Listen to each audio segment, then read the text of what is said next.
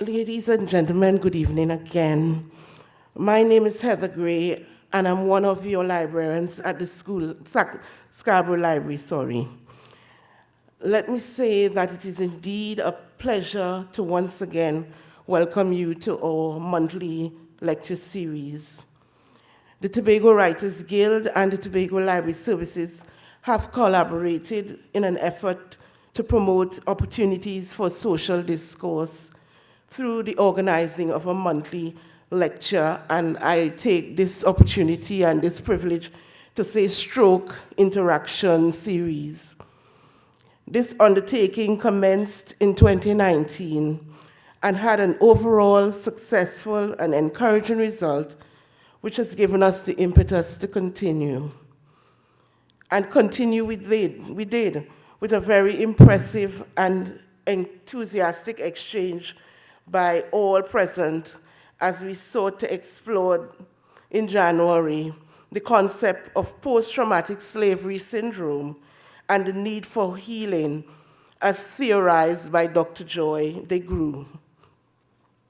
And so this is the second event for 2020, and it has been designed to examine aspects of our festival, Carnival, as it relates to Tobago.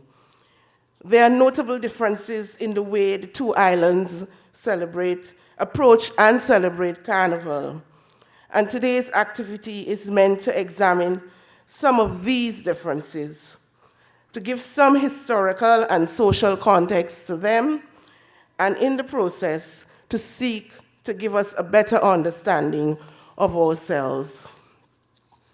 This evening discussion is ably facilitated by presentations from Mr. George Leacock, Mrs. Deborah Moore-Miggins, and Mr. Cyrinus Thomas, more fondly and familiarly known as Bungage. I am sure you join me in acknowledging these members of our community for taking the time to join us and share the knowledge they have on aspects of our cultural heritage. So I'd like you to support me by giving them a round of applause for their effort at being here.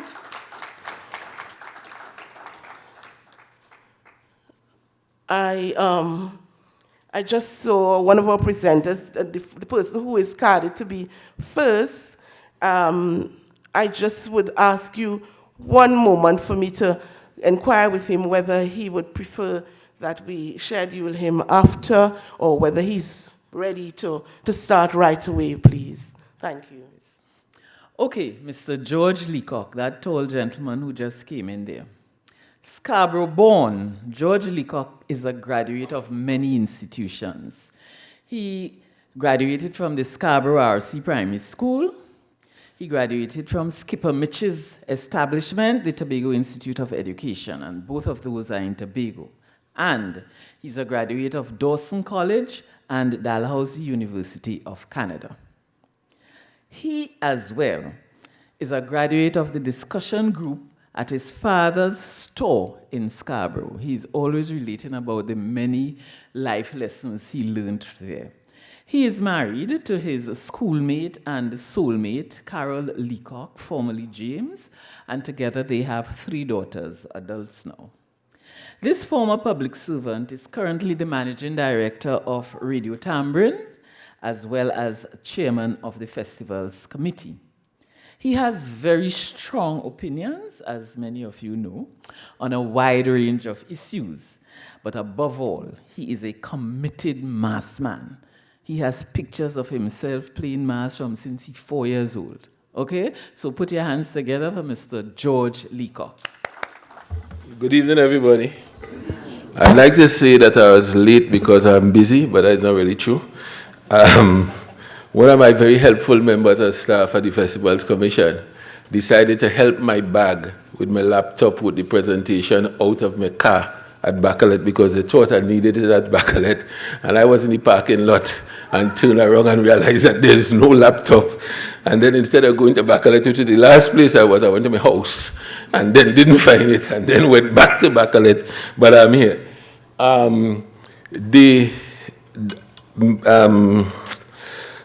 Reverend Lorraine Boyce Phillip invited me to be part of the thing. And she said, well, I know, but this is how the invitation came. She called me, she said, well, I know you don't have the time, so could you recommend anybody? So I read right through that, and I said, yes, I could do it. So I'm here. I want to be maybe informally do the correct thing from an academic perspective. I will speak and present, and I will refer to the writings of Dr. Susan Craig James and Michael Hall and my own memory and history. But the thing about it is, both Susan Craig James and Michael Hall in his piece that's on the, I can't remember the University Press right now, I have it here, is actually an interview with my father. And Susan Craig James transcribes several parts of those interviews and also fills in information. And after talk a little bit about how Susan Craig James worked with my father at the Scarborough Heritage Parlor, I grew up hearing all those stories from my father. And then Susan Craig James will come in and hear these stories, which quite frankly, as a young man, sometimes you tell yourself it's tall tales, the old man talking too much, you want to go to sleep now, and all of that. Only to find out that Susan Craig James did a number of things. She went to the National Archives and actually corroborated some of these stories. In addition, she did several interviews with people all over Tobago, and when you put it together in one chapter of her book, all of a sudden you find out that people all over Tobago were either collectively telling the same lie or they must have been telling the truth. So that I use her book as a reference, and I want you to understand where I'm jumping at this from. Tobago has always had a carnival, but there has been some confusion on Tobago's carnival history. And some people have also mixed up the start of carnival with the start of organized carnival competition. They are two different things. The recently deceased Bernie Jack, I have him on videotape speaking of participating in Calypso tents in the 20s and 30s. His brother, Desmond Riley, also known as Gangi, and Charles Blake, the Midnight Robber, spoke of Tobagonians who migrated to Toco, coming back to Tobago to play mass, especially including groups of robbers and so on, who came back and then they squared off against the people home. When you listen to that, and you listen to what Susan Craig is saying, there's a continuous thread through steel band, calypso, and mass of Tobagonians going to Trinidad and coming back from Trinidad. You hear the story about the guy coming back from Trinidad with the pan from invaders and taking it to Leacock. You hear the story about mass men going to Trinidad. There's actually a gentleman who said that he was responsible for taking Nancy's, Wilton Flinky Nancy's, to Trinidad for the first time to play mass with All Stars. And he said he continued to play with All Stars, but Nancy's decided to come back to Tobago and start bands. So that there's always, you're seeing, throughout the period, always this one guy who went to Trinidad and was playing in a band or working in South, and he learned something and he came and he brought it to the others. But that is not to say that all of the elements that currently exist or should currently exist in Tobago's carnival were imported from Trinidad. Because in a sense, almost every country in the world has a carnival of some sort, of some kind. Whether it's Disney's, Macy's, Thanksgiving Day Parade, Day of the Dead in Mexico is a carnival. What happened is that those cultural traditions that existed in Tobago were incorporated into the carnival. So that is why, as I'm sure Sister Deborah will tell you when she comes up, that speech band got into carnival, because nobody could properly say that they went to Trinidad and brought speech band, and it became part of Carnival. So whatever celebrating that we were doing in Tobago, whether it was VE Day, whether it was emancipation, or whatever, it was incorporated into the Carnival when the Carnival did in fact come. Pack Pack by Shadow. I could probably play that and don't talk. They come from Culloden to Leacock. That is a natural progression that gets you then to Providence, Mount Grace, Old Road, Rockley Vale, and then Tongue. Because it was the only way that Carnival could happen. And I'm sure when Deborah will come up, she can tell you, Deborah, I hope I ain't stealing any of your thunder, but about Charlie Leet leading Pepper Ants from Bethel to Tongue. Interestingly, in the piece by Michael Hall, my father speaks of, my father was born in Belmont in Trinidad, in the heart of Carnival, and played mass in Trinidad before he came here at 7 years old. So me starting at 4 and 2 years old, not unusual. And he speaks about going into Tongue on Carnival Monday, and nothing was happening.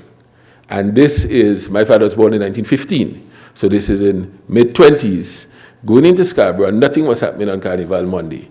But interestingly, he turns further down in the discourse, and he said, but on Carnival Tuesday, there were things happening in Scarborough. Well, my father was living in Scarborough. All of the communities, in fact, had carnivals in the community on Monday.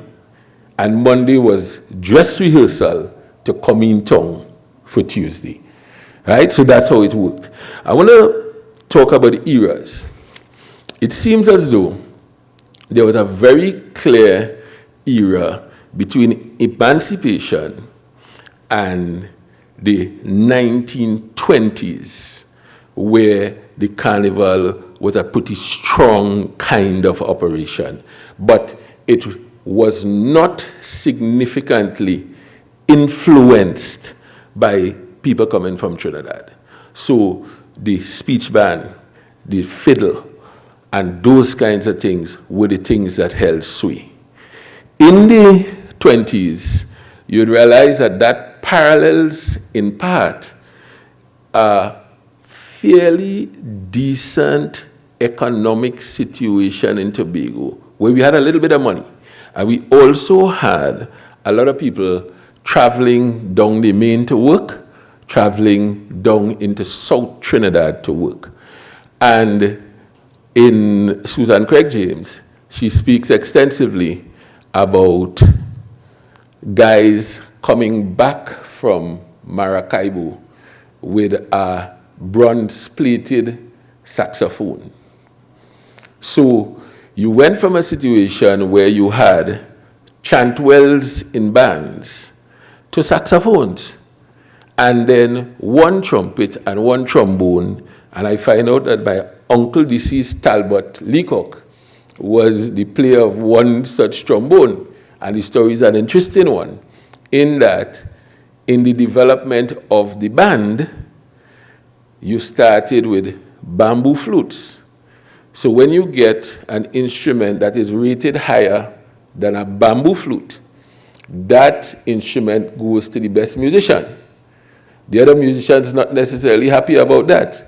So then you found that there was sporting of new bands, because fellas get vexed and form their own band. We get one saxophone, you feel you better than me, you have the saxophone, and then we have another band.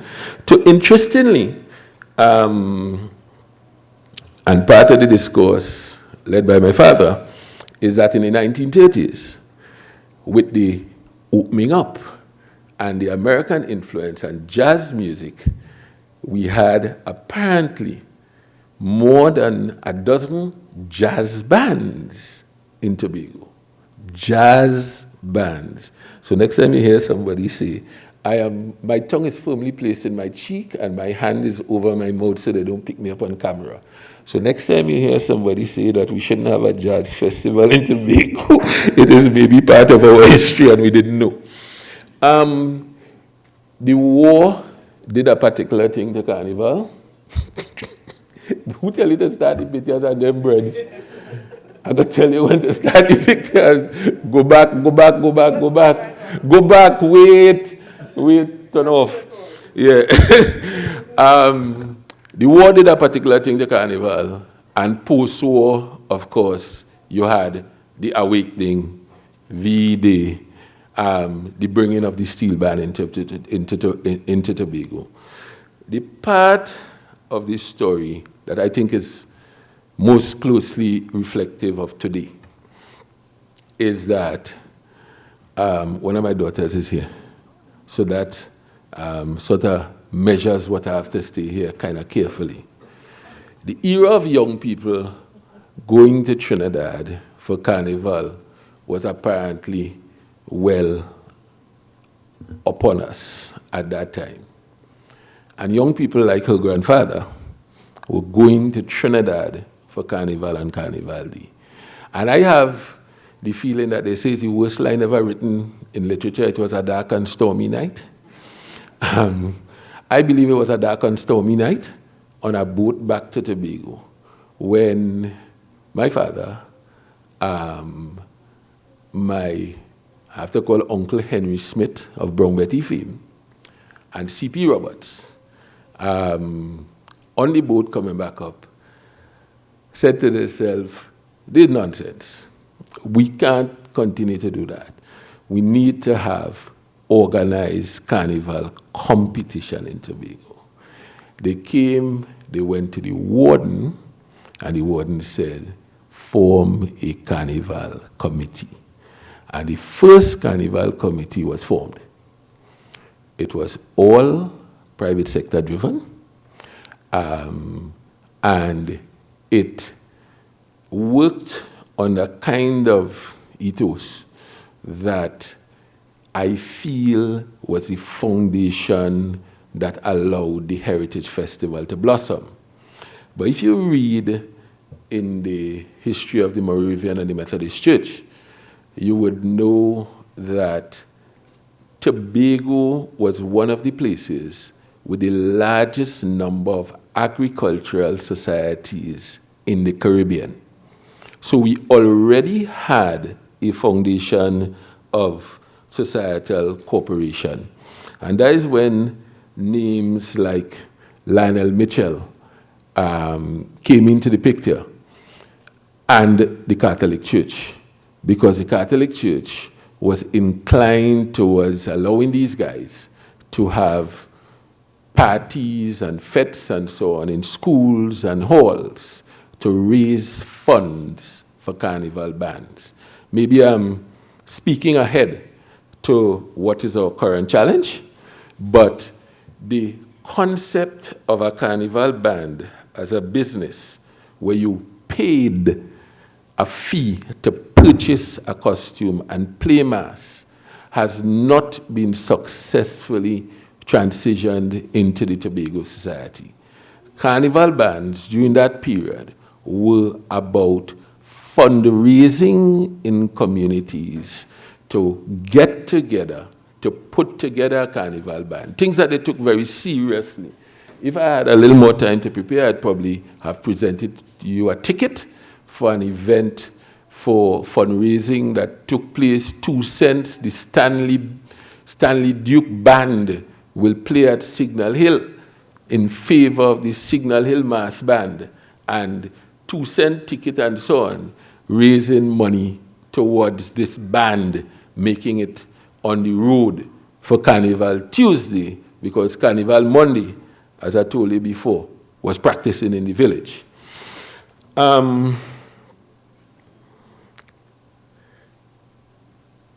Some interesting things in terms of the development. I just drop them here, and then we'll go to the pictures, and I suppose the question and answer part will bring out a lot more things.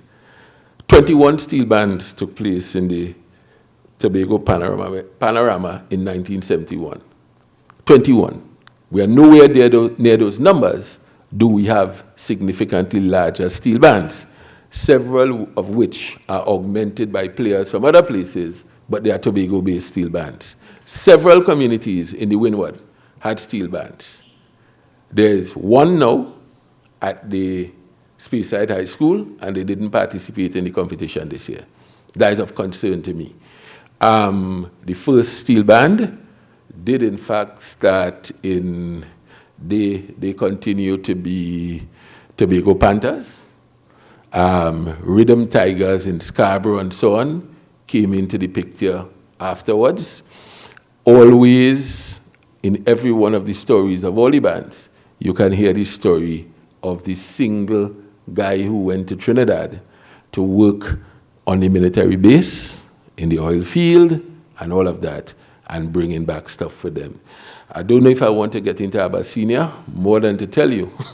I'm going to leave that for Bung, that Abyssinia went to Venezuela and worked. And in that particular part of Venezuela, there is a devil type festival that took place. And a significant part of Abyssinia's devil learning was infused with that Venezuelan thing. You can't stand at a microphone Carnival time and you get a chance to talk about Abyssinia and you miss it, right? I am the person who wrote the letter to B-Mobile when they were bringing cell phones to tell them, start a campaign, but they never listened to us, and use Abyssinia, but they don't understand. Abyssinia actually invented the cell phone, right, boom? Because Abyssinia's theatrics included accosting every band that he meet in town. And on meeting with those bands and so on, he would take out his phone.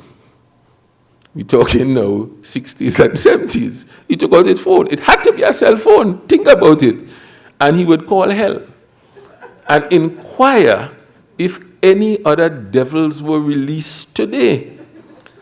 And you, the other devil, or the other wannabe devil, to use a modern term, had better pray that hell agrees that, yes, you are bona fide, or else Abyssinia will take your money and, like Mr. Morrissey, devil running from devil, right? Because he'll take your money and send you home. You could escape if you became part of the street theater, because if he asks you where you come from and you were wise enough to say hell back alley, and when he asks you how you get there, you say tanker being trained, you may be spared. Right? You may be spared. But that we have a colorful history, and I used to be angry about it at one time, but I am no longer an angry young man. I particularly sitting where I sit, I realize that sometimes people are just trying to get ahead.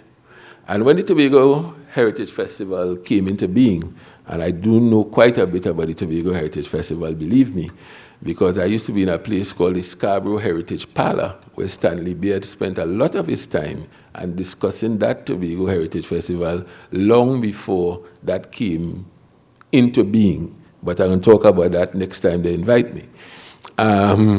If they invite me again, depending on the way this goes. But people in search of a marketing line for the Tobago Heritage Festival, it was maybe too obvious to jump up and say, well, Tobago Heritage is really our thing, Carnival is not our thing. There's no basis for that. It was just convenient to say at the time because you had to have a marketing angle to market this new festival. So I'm not angry with them anymore, but I am certainly, I understand why that happened. I know that we have to share the time and all of that, so I want to go to the pictures in my order, okay?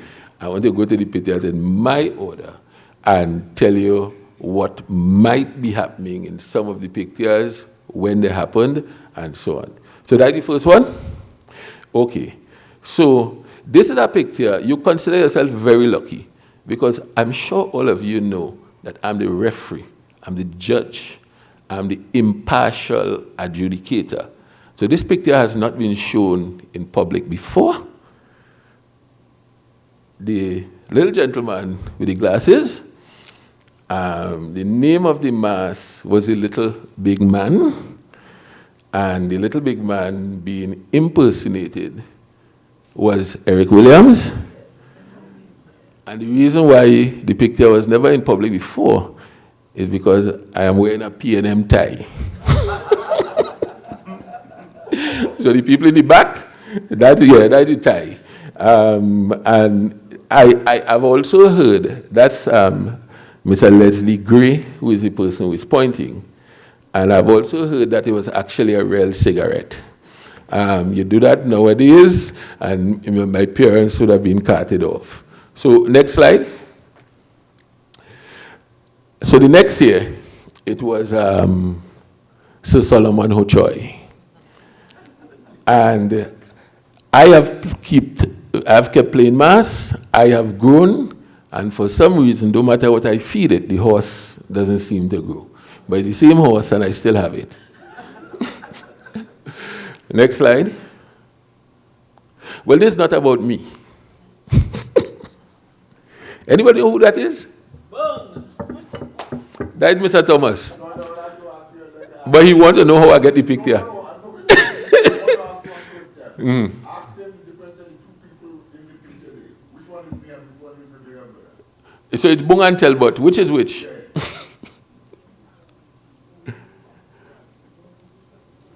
Bung, they say you are the one in front. No. I'm the one behind. Bung is the one behind. So that he didn't know that he would see. Talbot is in front. So he didn't know you would see this today. He didn't even know I had it. Right? So it's here. So that's Mr. Thomas here talk about later on. Next one. I presented another picture of the Eric Williams for you to see where it was. You realize it was at Shaw Park, at that temporary Princess Market pavilion, and you realize how many people were there. Right? You see the size of the crowd.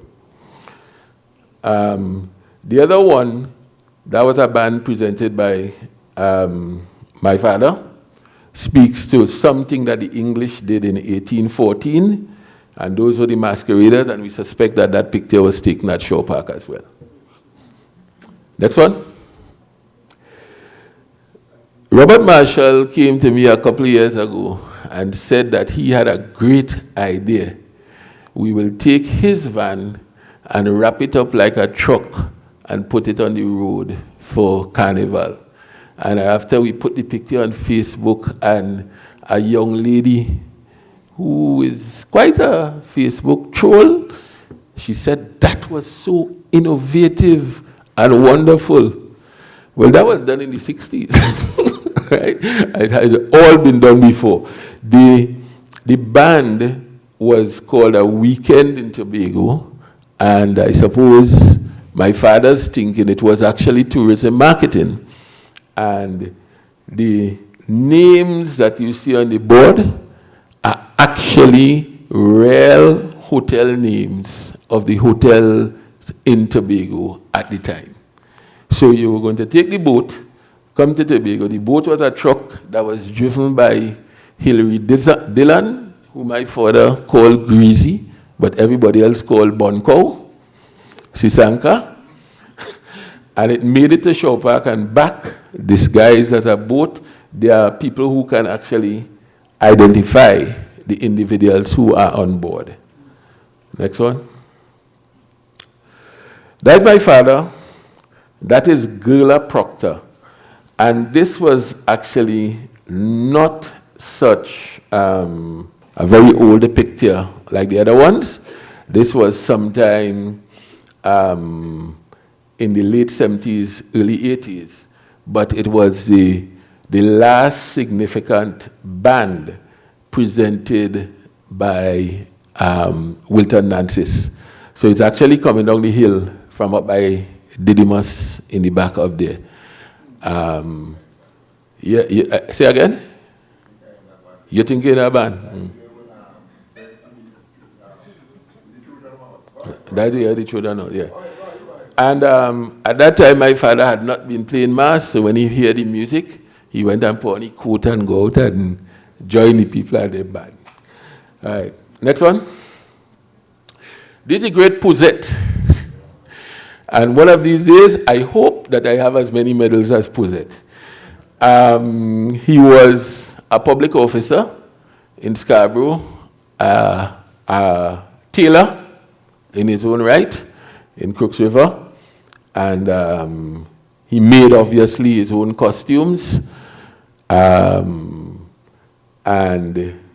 well, there's an interesting story. Actually, one of his daughters died in the United States, and there was very much difficulty finding a connection to her family and all that, but we eventually figured it out. So that's Pouzette. Let's see next one. This is not for me, but this is for the other person in the picture. The other person in the picture is Benny Job, Mr. Benedict Job, right? And I have like 100 pictures of Benedict Job because every year he had to play, right? A real mass man. And the fellow in the other picture is Uza. I'm sorry Uza is not here. I am certain that on Carnival Monday afternoon I met Uza, and that might have been the first year we played with Happy Lost Sailors. And we said to Uza, we playing tomorrow. He said, all right, I'm going to make something. All of that is cardboard. The entire costume is cardboard. But you had to get very close to see it. And he went home, did it, came out, play, and pack it up. But I have to tell you the Uza story if you haven't heard it. Are there snacks being offered tonight? No snacks? Good. One of the few carnivals that I didn't spend in Scarborough, I was making my way down Main Street. And that character, Ozari, was playing Mass in Town. And he had a frog. And the mechanics of the Mass was, he squeezed the frog's mouth open, poured a drink into the frog, and then drank it himself. So I went back home. I couldn't make any further. So whatever else happened on that particular carnival day, I couldn't tell you, and I'm glad there are no snacks, because you might not be able to eat. The next one. So every time I catch a picture, it was pick it up. Okay. This is where we start to get really serious, right? This was, go to the next slide, quickly and come back. Next one. Next one. All right. This is the meeting of Esau and Jacob from the Bible. And it was a band presented by Dalrymple of Rockley Vale. And we're having a little challenge, but we're thinking early 50s. Right, so go back to the first one. It was at a junction in Scarborough. And I'm sorry you don't have something maybe you could do more little close-ups. That's why I did the close-ups further on. There are a number of things to note. There's a little boy in the bottom corner holding a rope that ropes off the band.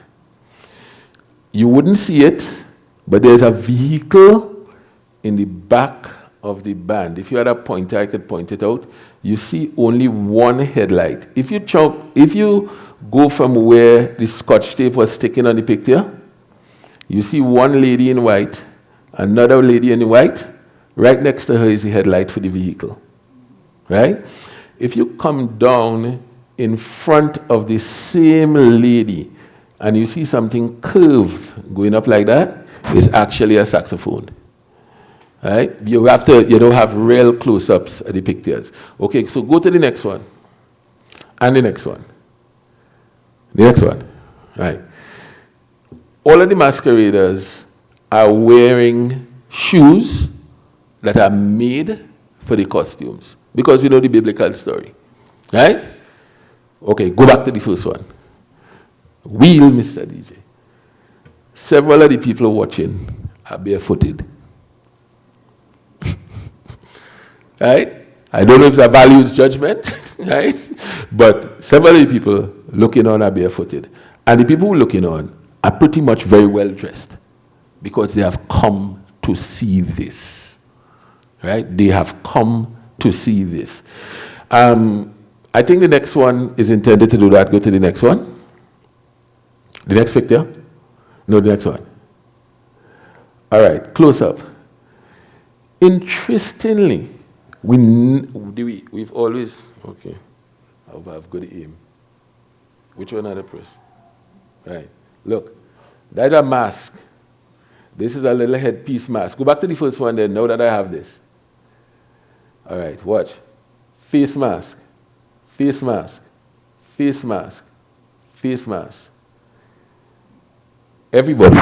Because there was the argument, and if you read some of the issues about the era and the fact that there were some challenges with the religious right, maybe, people always played mass. They always covered their face up.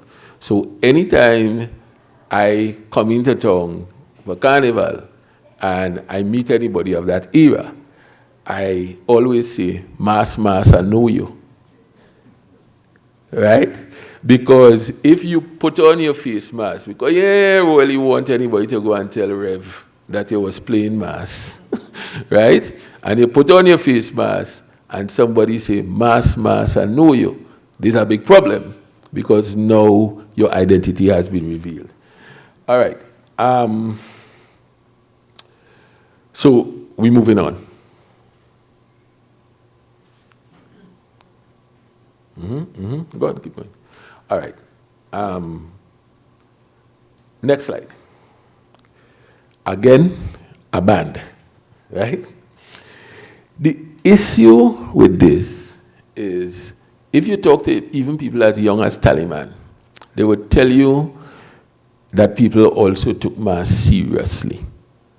Boom will tell you that if you're beating pan for Abyssinia, you have to go and practice and be selected. And if you're playing soldier mass, you have to practice to march. Tobagonians take things a little differently. So that you hear stories of fellas come and they're marching good and they tell you, well, you can't play in the band. Right? Men getting push-ups for turning left when they say turn right.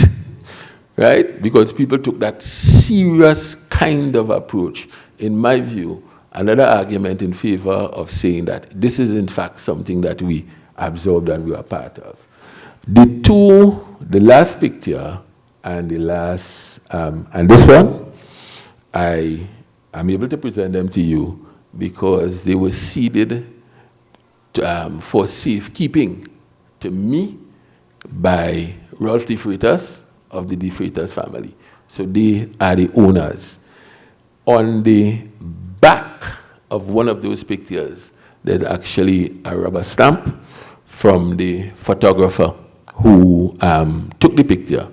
But I have not jumped in high or low. So it's really a task for Susan Craig being able to find out who that person really was. It was not a photographer from Tobago, and it's not one of the Nortons or one of them that we know from Trinidad.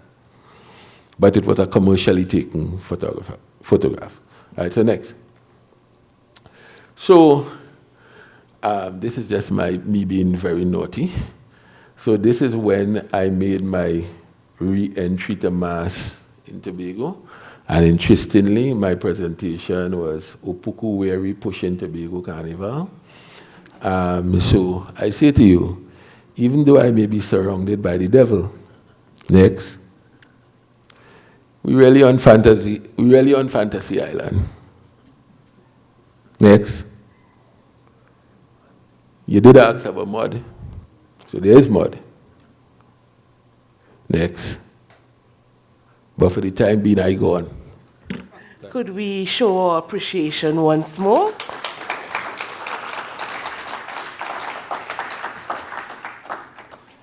I found Mr. Leacock's presentation quite intriguing, especially so because he was speaking from a personal point of view, personal to himself as well as personal to his family. There was a family heritage that was being shared with us here, and that was quite interesting. And it to me, it reflects how our history and our traditions is unique, and how it has to be how it has to be approached in us making documentation of it. We have to have persons like Mr. Leacock give you an account of what they know, what they experienced, and what they were told by those who came before them. So once again, we thank you so much, Mr. Leacock. And also, Mr. Leacock mentioned about Q&A, and it occurred to me that I did not stress that our Q&A period would be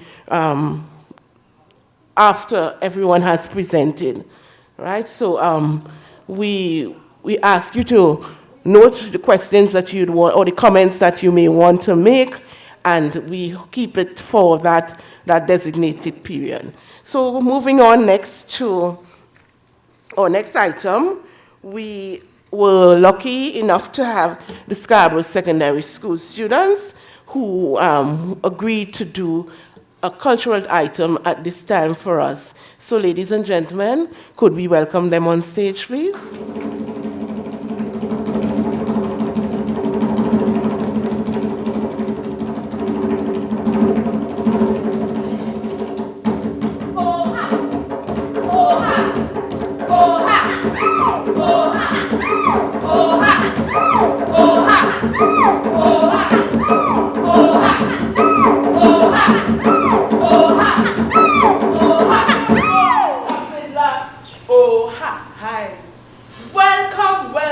One and all to the Tobago Writers Guild beautiful hall. We, these SSS speechifiers, come to entertain our young. So sit back, relax, and enjoy the show. Drag your bow, Mr. Fiddler. Oh ha! Oh ha! Oh ha! Oh ha! Oh ha! Oh ha! Oh ha! Stop your bow, Mr. Fiddler. Oh ha! Hi. Appear, showboy. Appear, I say, to meet me, doctor, right here. Drag your bow, Mr. Fiddler. Oh ha! Oh ha! Oh ha! Oh ha! Oh ha! Oh ha! Oh ha! Oh ha! Stop your bow, Mr. Fiddler. Oh ha! Hi. Long ago, parents used to read to the picnic. And when the picnic get big enough to read, they used to beat them to take a book off the shelf. But the parents we have, I push a phone or a tablet in our face. And the people on YouTube alone, they pan with cares. They say this is the information age. But let them lock up all the information in a big, big cage. It was once said, if you want to hide something from the human race, put it in a book. But we come for change that. So me beg all you, take up a book and take a look. Drag your bow, Mr. Fiddler. Oh ha! Oh ha! Oh ha! Oh ha! Oh ha! Stop your bow, Mr. Fiddler. Appear, bushy dragon. Appear, I say, to meet me, showboy, right here. Drag your bow, Mr. Fiddler. Oh ha! Oh ha! Oh ha! Oh ha! Oh ha!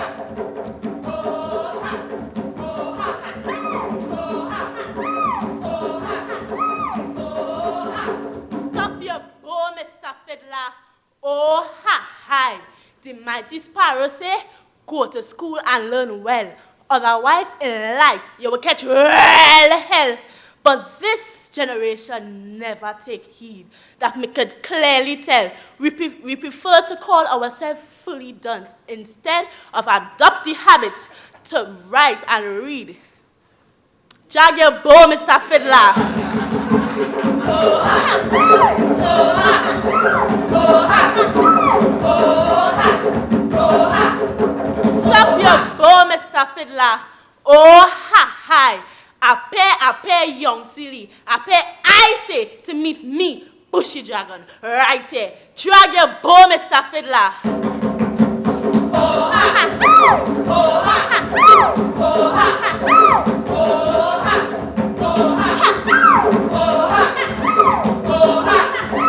Oh ha! bow, Mr. Fiddler. Oh, ha, hi.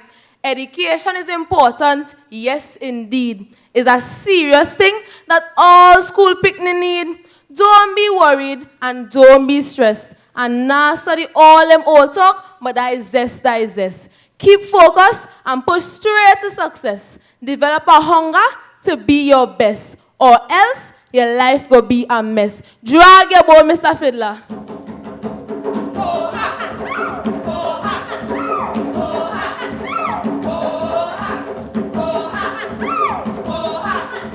Stop your bow, Mr. Fiddler. Oh, ha, hi. Appear the commander. Appear, I say, to meet me, young Sealy, right here. Drag your bow, Mr. Fiddler.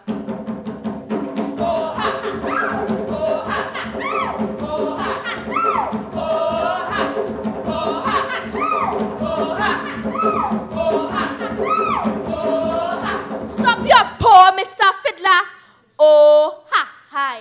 My granny, they once tell me, the shortest pen mightier than the longest memory. Me the patient know mine till one day in school, the teacher in front the class, they are teach and me they are think me I go remember. But when exam reach, me learn why me must write while Mr. teach. Drag your bow, Mr. Fiddler.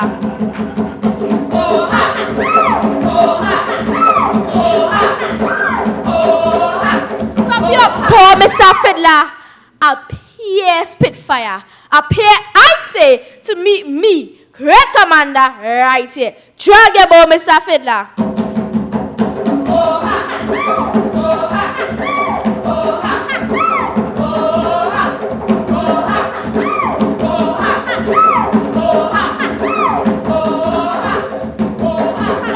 Oh, Mr. Fiddler.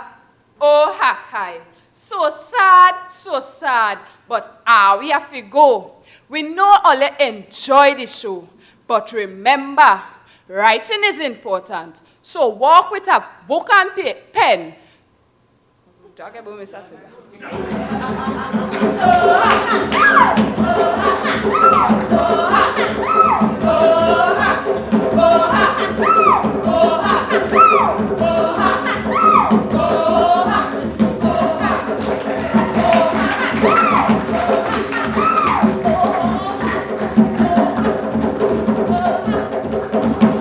I don't have any notes on Deborah, but I know Deborah. Deborah Moore-Miggins is another important person in Scarborough. Originally from Bethel, eh? She's a Bethel girl. That's the first thing she tells you. Deborah Moore-Miggins, she's from Bethel. Not giving up Bethel at all. But now she's a town girl. She is one of our eminent citizens. She has had an outstanding and continues to have an outstanding career in law.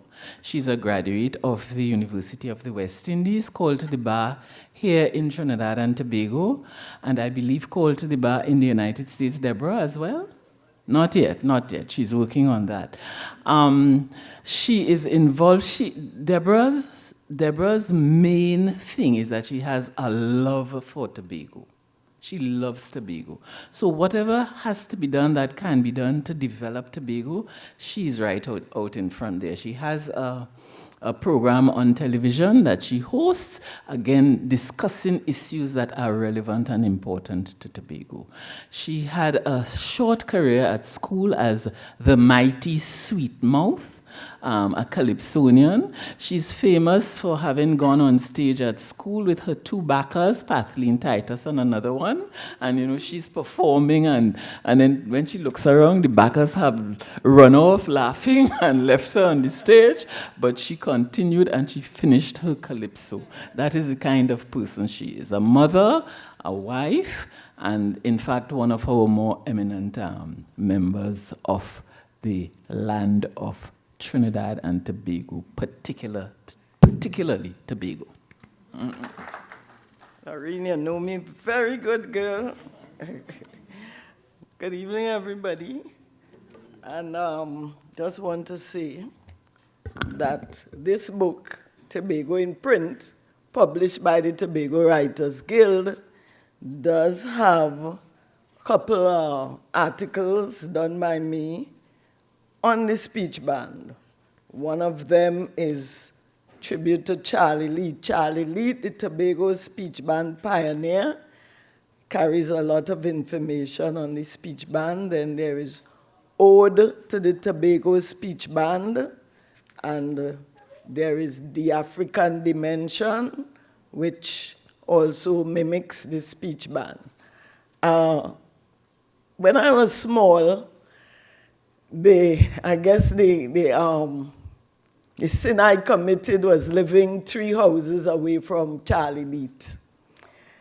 And he had about 7 or 8 children. I always say this speech band thing didn't go into any one of them. It jump over them, jump over the next house and the next house, and come and lodge itself in me. And my sister Karen is here. She too, like our house was just made to receive the speech band because it's something we love so much. My mother was a mass player. The last I remember her playing was in a band called Fruits and Flowers. I don't know if you all remember that band. My father wasn't keen on the carnival, but mother every year would either park us somewhere, grandmother somewhere, and go to play her mass. She fell ill some years after, but I always remember her wrong and she short pants and red, what velvet, some material like that, going with she fruit some way. I can't remember which fruit she was playing. But the speech band, what fascinated me about the speech band and its origins is the fact that we credit it to West Africa and we also credit it to Scotland. And that tells of the versatility of our people. Charlie Leet, his daughter said she never hear him make a speech. She never hear him under his breath. Like when I getting ready for a speech band, I would run my lines under my breath and thing. She never heard that of him. He just came out at the carnival time. In those days, carnival was the main time you'd see speech band and throw in his speech. And almost all the players whom I knew from Bethel were like that. They just were natural in, you hear these children had 2 days to prepare. They seem to be just extempo, if you want to put a speech band deliverers or speechifiers. They could have just, and I'll tell you a little later about that, just watch a situation and make a speech that rhymed, that had the punchline, that just had all the humor to bring out the laugh at the end of the delivery. I don't know how they did it, because I myself sometimes I have to prepare and create. But these men, they just had a natural flair. So the key thing, I believe that speech band came out of that same era to me. I have not widely researched it because it's a lot of oral things. You have to talk to the older people. I did to an extent, but I want the time to be able to do so much more. But it came out, I believe, out of that era when the colonialists were imposing their will on us, like the steel band, like the calypso. And you'd find the people who are versed in words or like to rhyme or put things together or humor, they would be the one delivering their speeches and trying to either mimic the colonials or poke fun at them or send a little message to friends about them, about their life. You know, that was, to me, how the speech band emerged. But what fascinated me is the role it played in the community, at least Bethel. Because I don't know, at 12, 13, I had the pleasure, which I've never forgotten, of going to what we don't have now, to my regret, is the band launching and the crowning of the king. that was a big thing in the village. It used to bring the whole village together. And they would have somebody yard, big flat place, and they would barricade it with branch and rope and thing. And people were there whole night waiting for the festivity. This is Carnival Sunday night, waiting for the festivity to start. And just people. I remember as a child, people all around in the village, and music, and of course, tambrin. Tambrin, ladies and gentlemen. I know we have the drum now, but I don't think the drum, I don't know, it's for you, if the drum could replace the beauty of the tambrin, the fiddle and tambrin. So we gathered at this place, and we waiting, excitement, and as I said, music and thing. And speech band is panache, all you hear me say it on the TV, is action, is energy. And as the men move through the crowd, you know, they lick away some people, and they all meet up to the stage. And that is where it was like a show. Because they pitting their will against each other. Is a competition to see who would emerge as the king, who they on crown king. And you know, that was a big thing in the village, because you would hear somebody say, who they crown king of village the last if they didn't go? Somebody gonna be asking next day, who they crown the last night? And you know, that was a big conversation piece in the village, the person who emerged. So, remember, they're coming on this stage and they're daring the others. Up here! So you have to put, up here, poor boy, or up here, Spitfire. Up here and meet me right here. Let me, now it has some rude lines they say with that. I can't repeat it here. But let me, how to put it that it doesn't sound too bad. Anyhow, that was the idea. Appear, let me devour you, let me demolish you, let me blow you out of this world. So, they each now would pit their speeches against each other. They're trying to be crowned the king. So when one go up and he laugh for himself and he talk, you know, the other one come and knock swords with him, and he goes up now, and he says, he comes with a better speech. And brothers and sisters, you can't make this speech unless you can't make this speech unless you show up the other person. You're trying to embarrass him. You're trying to belittle him, because, again, it's a competition. So they would go on for the whole night. They take a rest, come back. You need to understand certain things. There are some important things about the speech band. One is the fact that, of course, it was the tambrin and the fiddle. The tambrin is a thing that has to be heated, warm. So you always have to have a big set of branch.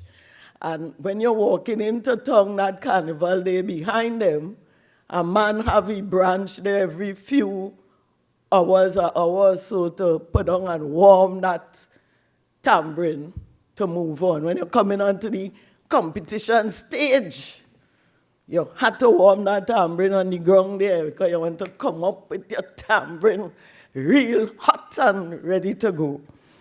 So they have the big night. They pit their wills against each other. They pit their speeches. There was about 7 or 8, and was big men.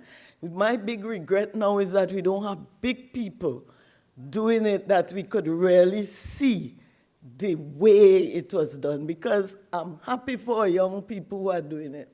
But you remember the good days with the men and the bigger people.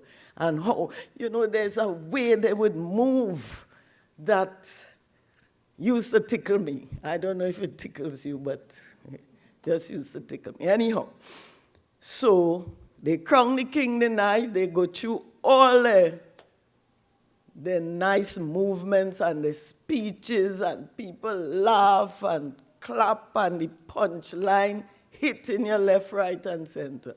Now, of course, you had to have certain skills. You had to be able to dance. You had to be fit. So, in the end of the day, the one is crowned who was considered the fittest, who was considered, of course, one of the best speech, who was considered, I like to say, wait, is move Florine from there.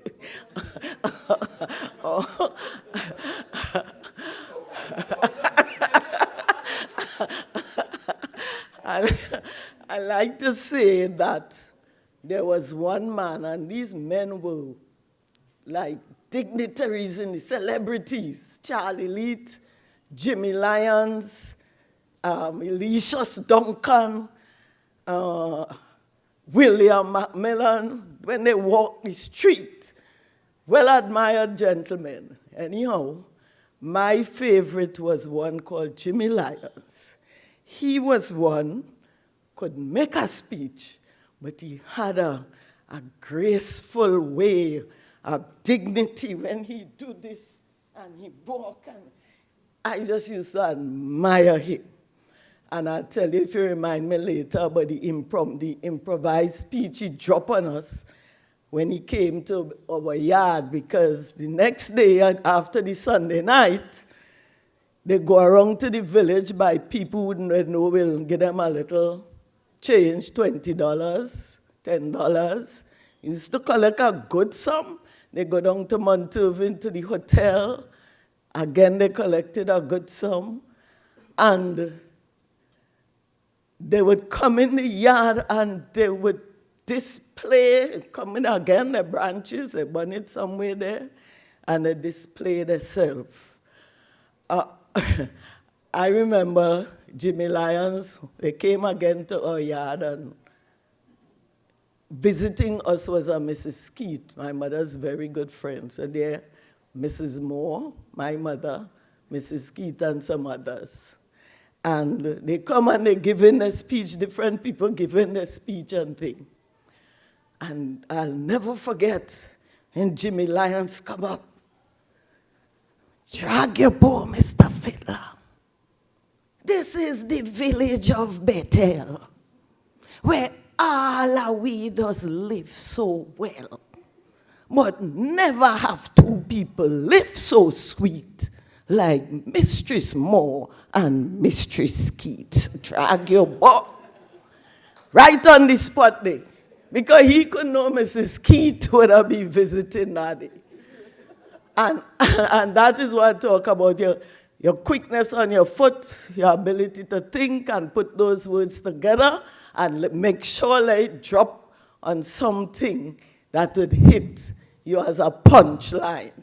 And that is what has everybody laughing. So I was saying the skill of words, the skill of being able to deliver, the skill of being able to rhyme as you go, the skill of dancing, because the movements were also important. The fiddle man had to be able to give us that bam, bam, bam, bam, bam. Well, I was making it when I didn't have anything, and I had to do so. I make it up with my mouth, and I do what I have to do. And of course, humor. You need to have humor. The dress is another thing that was, and you heard George talk about he said face mask. We used to call it facing. The facing, everybody had that thing over their face, because I didn't study. George said an important thing about the church is true, because up to last week my pastor was saying, you all do not get involved in the revelry. Keep your children away. And I had to sit there because I enjoy some aspects of it. So they had man. These people had costume. Now we just do the basic thing, the basic top and bottom. They had the facing, the powder, they had mirror on the thing, they had lanyard, they had, call it, all kind of thing on this clothes. They had a sash, and that they really presented themselves color and full of gaiety, full of, full of colors. And as I said, the panache with which they did this stuff, the strength and the challenge to each other is what made the difference in the presentation. Talking about speech, they didn't want us as children to go to the speech band launching and the speech band tent because, as you know, somewhat suggestive, somewhat risky, things that they don't want children to hear. And rightly so, because I always look back at a speech I heard long ago, and I'm saying the speech and delivering the speech all over the place without even understanding good what I was delivering. But it was so craftily made. And some of you might hear it and say, great too, and don't even know by the time you leave here that what this speech was saying. Ding dong dell, pussycat fall down inside a well. Cock dive in to save pussy, take a beak and rescue she.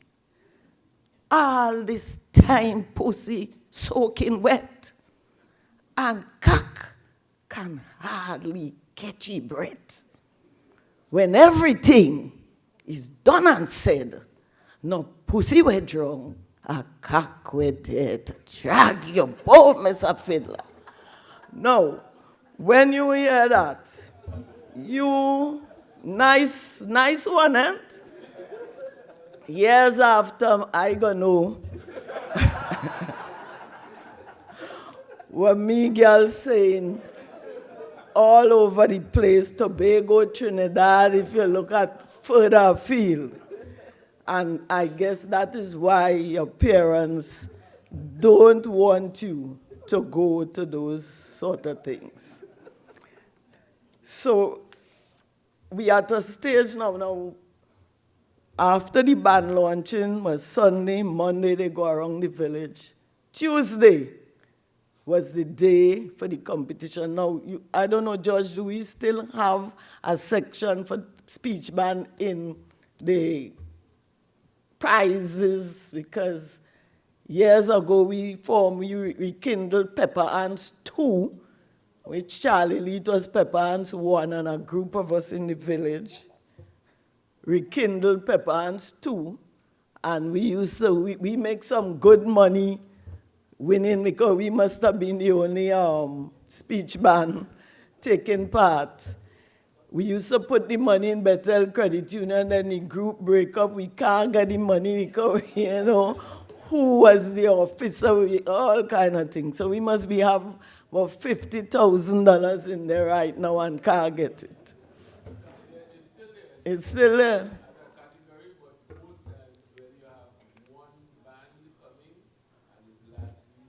Yes, that's the point. So we had come back, a group of us ladies in Bethel. We used to come and take part in that competition.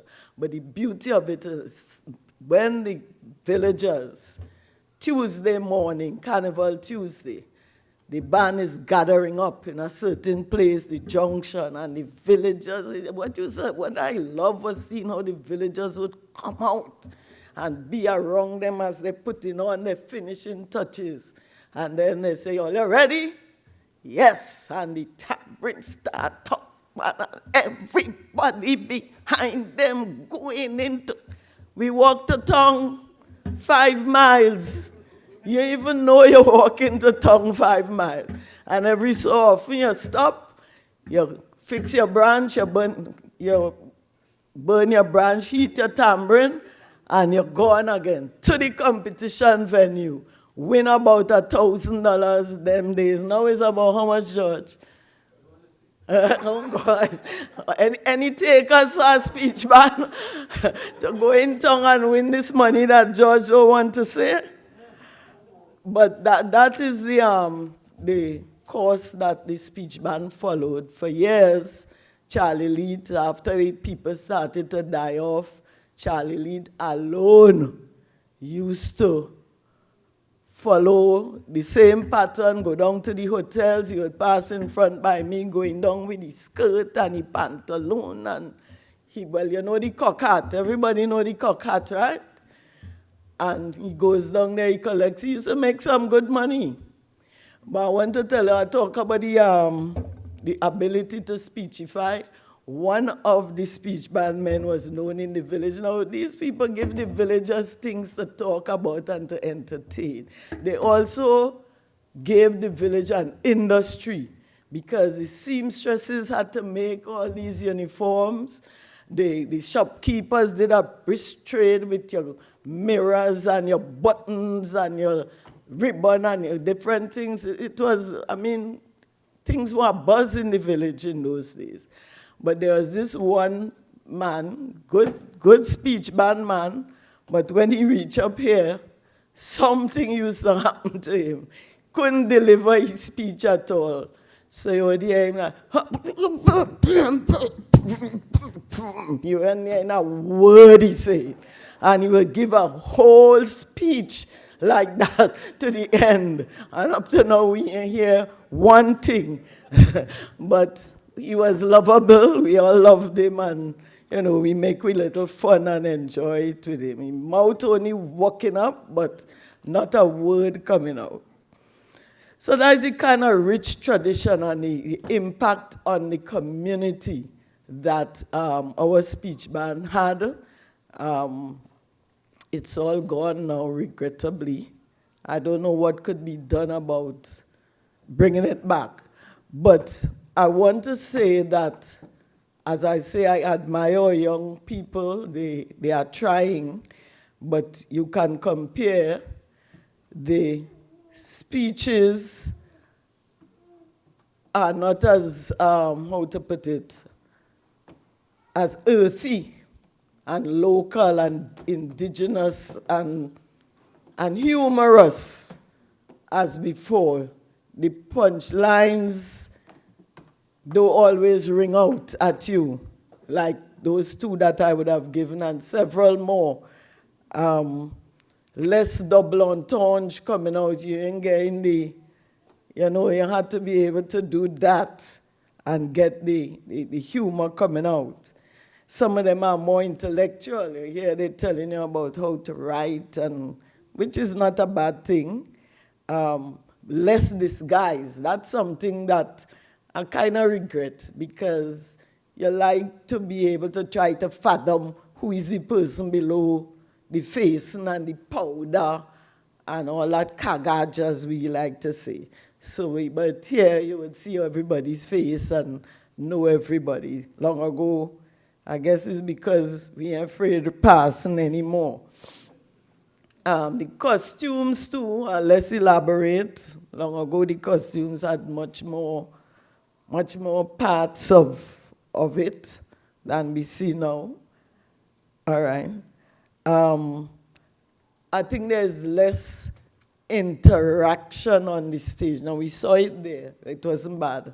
But you used to get the idea of the competition and the combat. They were more powerful in their challenge to each other. Here is a kind and benign sort of approach, but in those days, man, it was serious competition. Of course, my favorite word is panache. Less panache. They kind of not as strong and forceful as the old fellas, as I tell you, when they come into that band lawn site and they say, give me room, let me pass. They lick down people and, people had to scatter kind of thing. But now we are more, I guess we're more civil. and we don't go there. But I think the speech ban, of course, is better promoted. It has gone wide, far and wide, which is very good. And we can try to do much more with it than we are doing now. Who knows, the Tobago speech ban is in demand. Who knows where we could go with it. So perhaps that's a challenge you'd want to take and adopt and see how far we can go. Thank you very much. Well, let me start with one mass was played in Tobago in the 19th century. My grandmother and them tell me about it, but the early 19th century, like my grandmother might be about 15 or 20 years old, right? And that early period, they used to play one mass. But the detail to say how they used to play it, I can't really tell you, right? But in 1966, when Raquel Wells and John Saxon come on a picture named The Caveman, I think that was the name of the picture, right? Me and some boys from up by Reno went and see it, right? So when we come out of the cinema, I said, Frankie, we playing a mass. He said, but Bungage, how we go play the mass? I said, we're playing the mass, but we're naming it 1 million year BC, right? I say, all we had to do is get some clay, right? People just imitate mud, but I never really use the word mud, right? I use clay. You look for virgin soil. You cut off the first layer by the grass, that is just the dark, right? And below that is the clay. Below that is mold. So we're using the clay, right? We take out the topsoil, take out the grass, the topsoil, and we take out the clay alone and put it to soak in a drum, right? And we used to use that to play, right? We never named no mass mud, right? We mass used to either back from the dead, cavemen, men from the Black Lagoon, all them kind of things. I never named any mass mud. But the thing I used to use is the clay. For instance, you could just go and get some old dirt and call it mud. What do you think? I used to use clay, right? As I tell you, Rocker will come out in 1966. In 1967, we bring out the first mass. Men like, with Deborah gone, Deborah, like Blash and Frankie and all of them, so they played, right? But when I present the mud, the Carnival Monday morning, only 3 of us play. Me, Frankie, and a fellow named Nuffy, right? Well, when I went to register the mass, was Mr. Yeah? No. He died a couple of years ago. From back, it was wrong by Shanghai, living by Shanghai around there. Ananda, Mr. Ananda. And I said, Bungage, where you get this name and this mass from? I said, just register it, right? So we make a little money. The next year, the crowd started to get bigger and bigger and bigger and bigger, right? Till 1 year, them boys went in the secondary school and get some young girls and things to play, right? So now everybody want to play. When they see young girls, I don't have to explain that one. So that same year, they gave me foot break. They get damaged. So I didn't try to play that year. Frankie said, you go control the mass and thing. So I think this boy is singing Oceantio that year. So we was by Jane Park gathering and things. So I said, Frankie, how we controlling this crowd today? He said, Bungage, where all them people come from? I said, all right, don't let nobody move from here. I used to buy rope by the keel because I used to go in the bush and cut me one wood and thing there. I go home for a keel of rope. I say, and I buy around everybody. I say, anybody out of this band, win and dead. Right? You want to, I used to control me people and then, eh? So, well, them days we used to drink with liquors. I go by take that telephone, had a bar there. I give Frankie a bottle, I give Henry a bottle, and I have a bottle. We're in crutches, eh? So when we reach home by the car park, they put on Ocean View. Well, the cuts disappear, everything disappear, the food came at the same time. Shanty, Shorty Calypso. Shorty Calypso. Yeah, Ocean View. That was one of my favorite, right? So that was one of the main thing with it. So you would say bands appear in Tobago about the 60s or earlier? No, I started 67, You started, but- right? But Mud band starting to be about 10 years after. 10 years Other after. more, because aside from up Color Hall, because some of the old men with me, they bring it from up Color Hall, right? And then it gets bigger and bigger and bigger. And then after a while, I really stopped.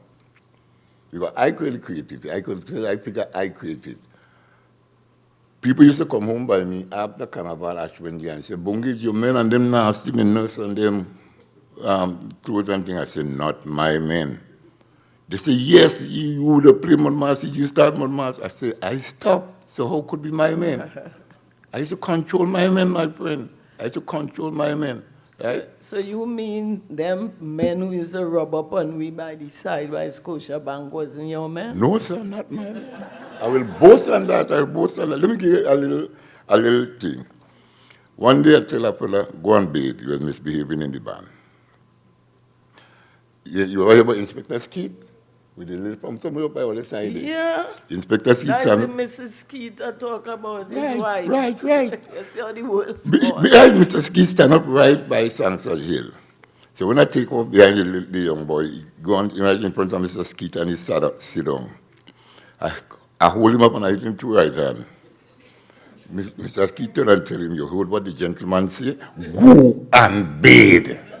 So tell me, this bathe you're talking about was where? Niggas bathe. That is a very important part. Tell us more about that. You really want to hear that Yeah. part? You sure?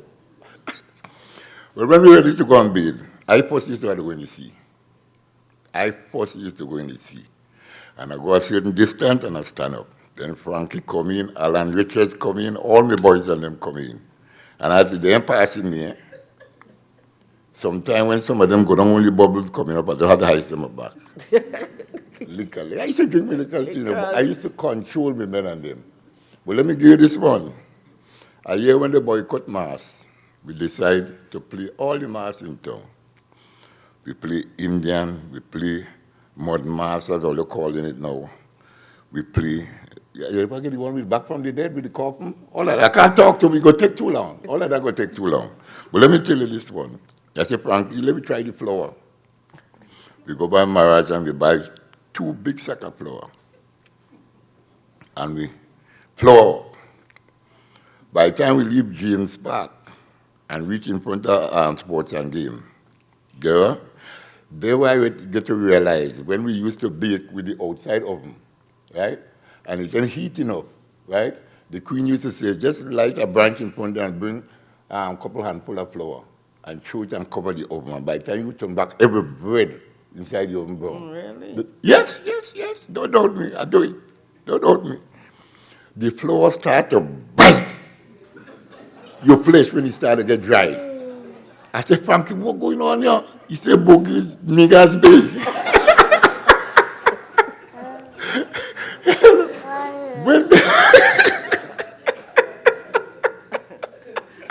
Niggas big.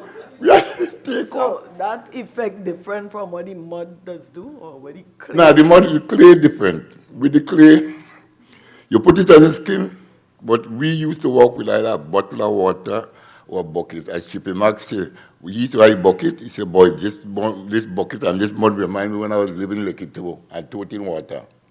Strong James, you know Chippy Max? Chippy Max, yeah. What's the name But I got a little powder. I used to be in Bella Road, in Belmont. Baroquettes and them, they had a club there, right? So me, Alan, Big Ben, all them, Eric, all of them, we used to go there. For the time we go there, and they see me come, I thought they let me go through the door first. Bungage come in. Who's the strongest man in Tobago at a short? Who's the best cook in Tobago? Bungage. And they used to put a bottle of rum on the table, and then Brown boys used to come in. Ken Clark and all them bells born there. And they come here and play Mud Mass. Then Baroquettes started to play Mud Mass in Trinidad. I could boast on that. Yeah.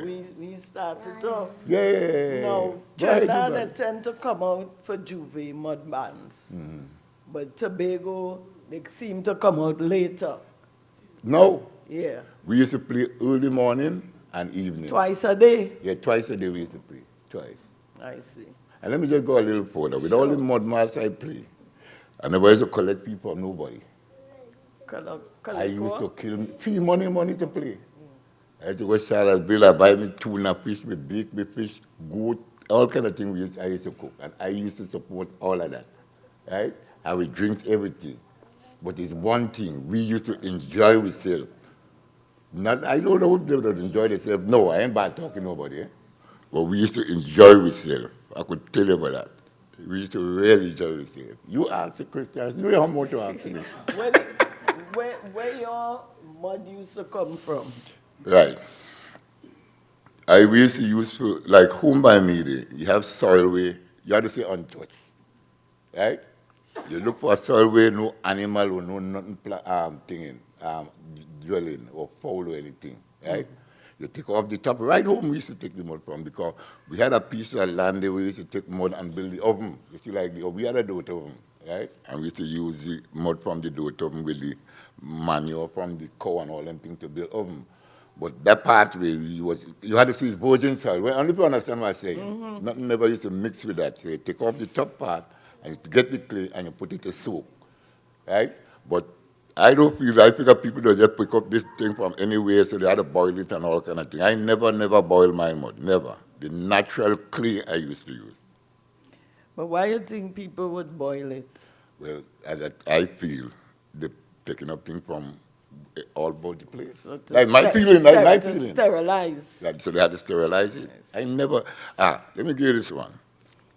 I could call she name, Joe. She from Lambo, you know Joe. Joe played with me for like about 2 or 3 years. And this year, Joe said, Bungage, the mud scratching me. I said, Joe, you're sure?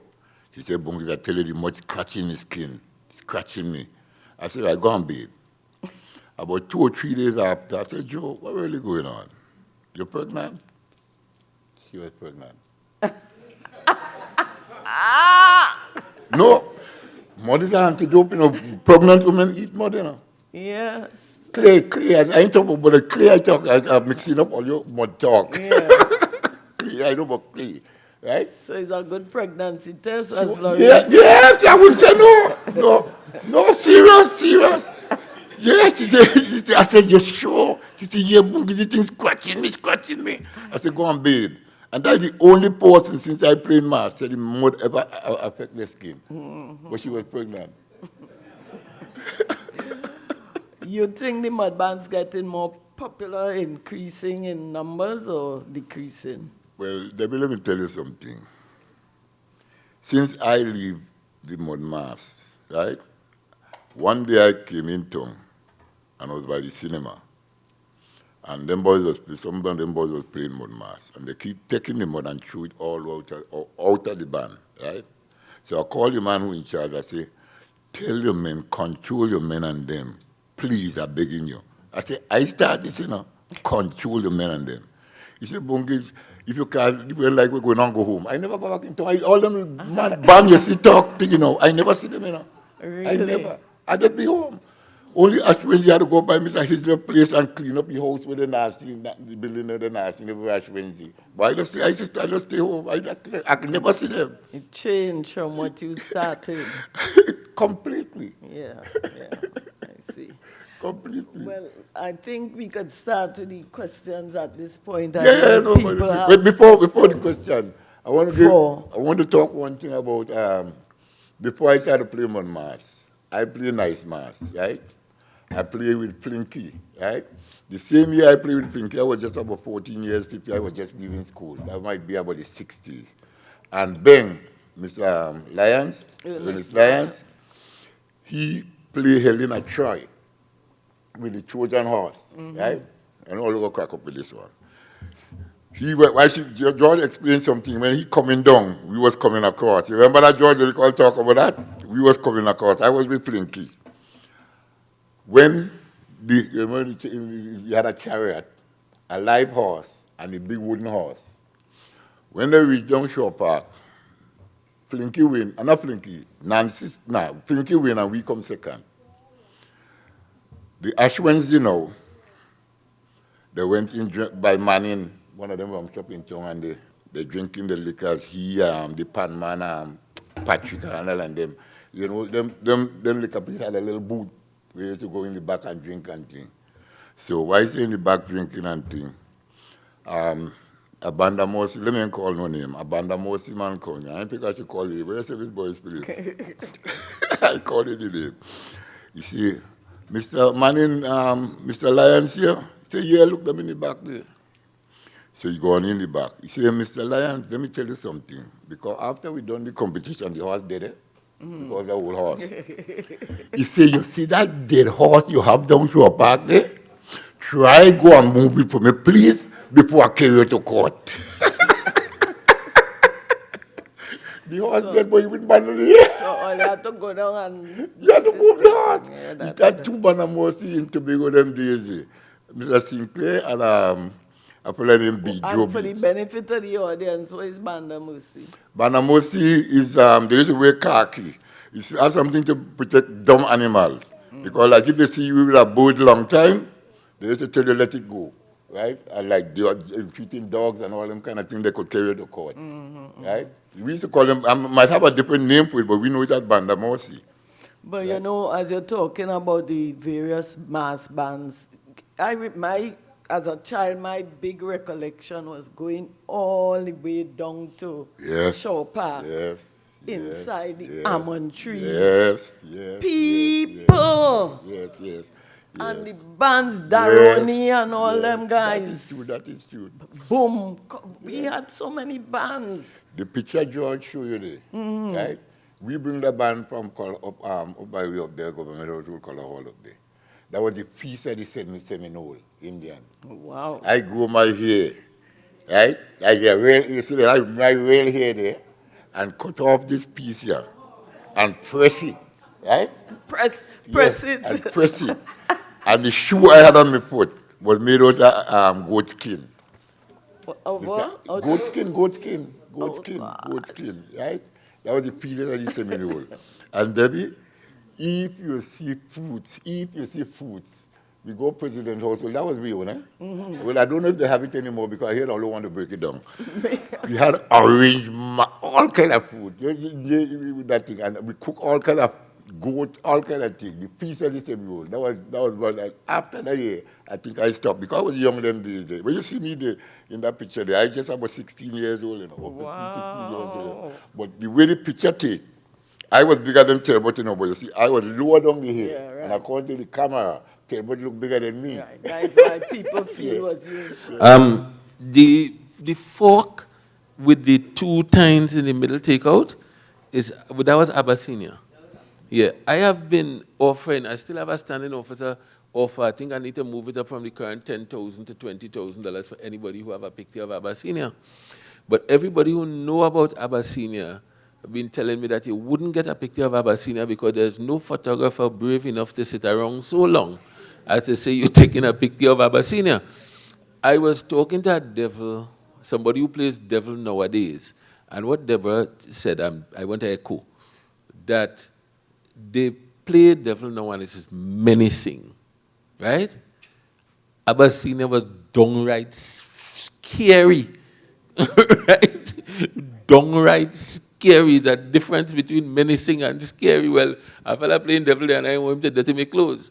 You were actually afraid of Abyssinia. And he, you hear 100 stories. My father took me to meet him once. And the thing that blew me away is the tiny little voice he had. Right? He was about my height.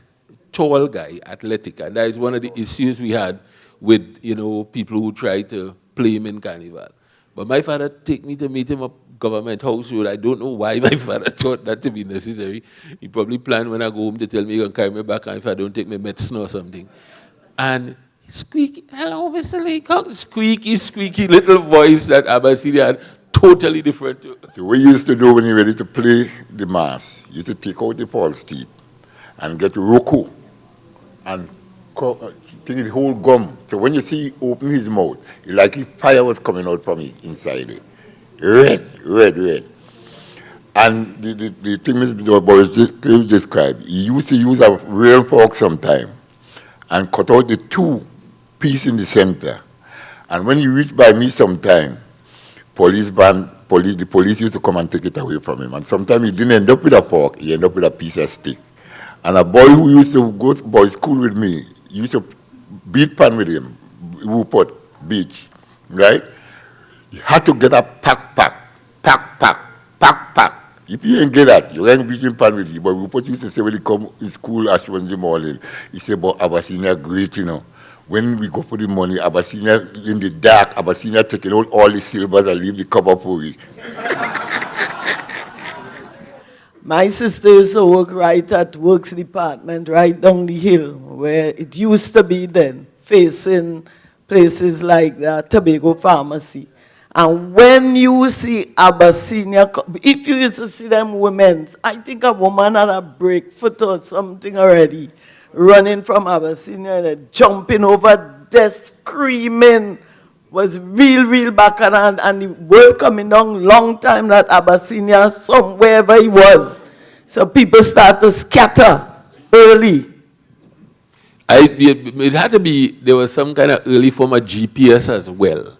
Because you could be in the furthest part of town and you get the vibe. Yeah. You look quite up the road and you see people running. There's no other explanation that but Abyssinia coming down.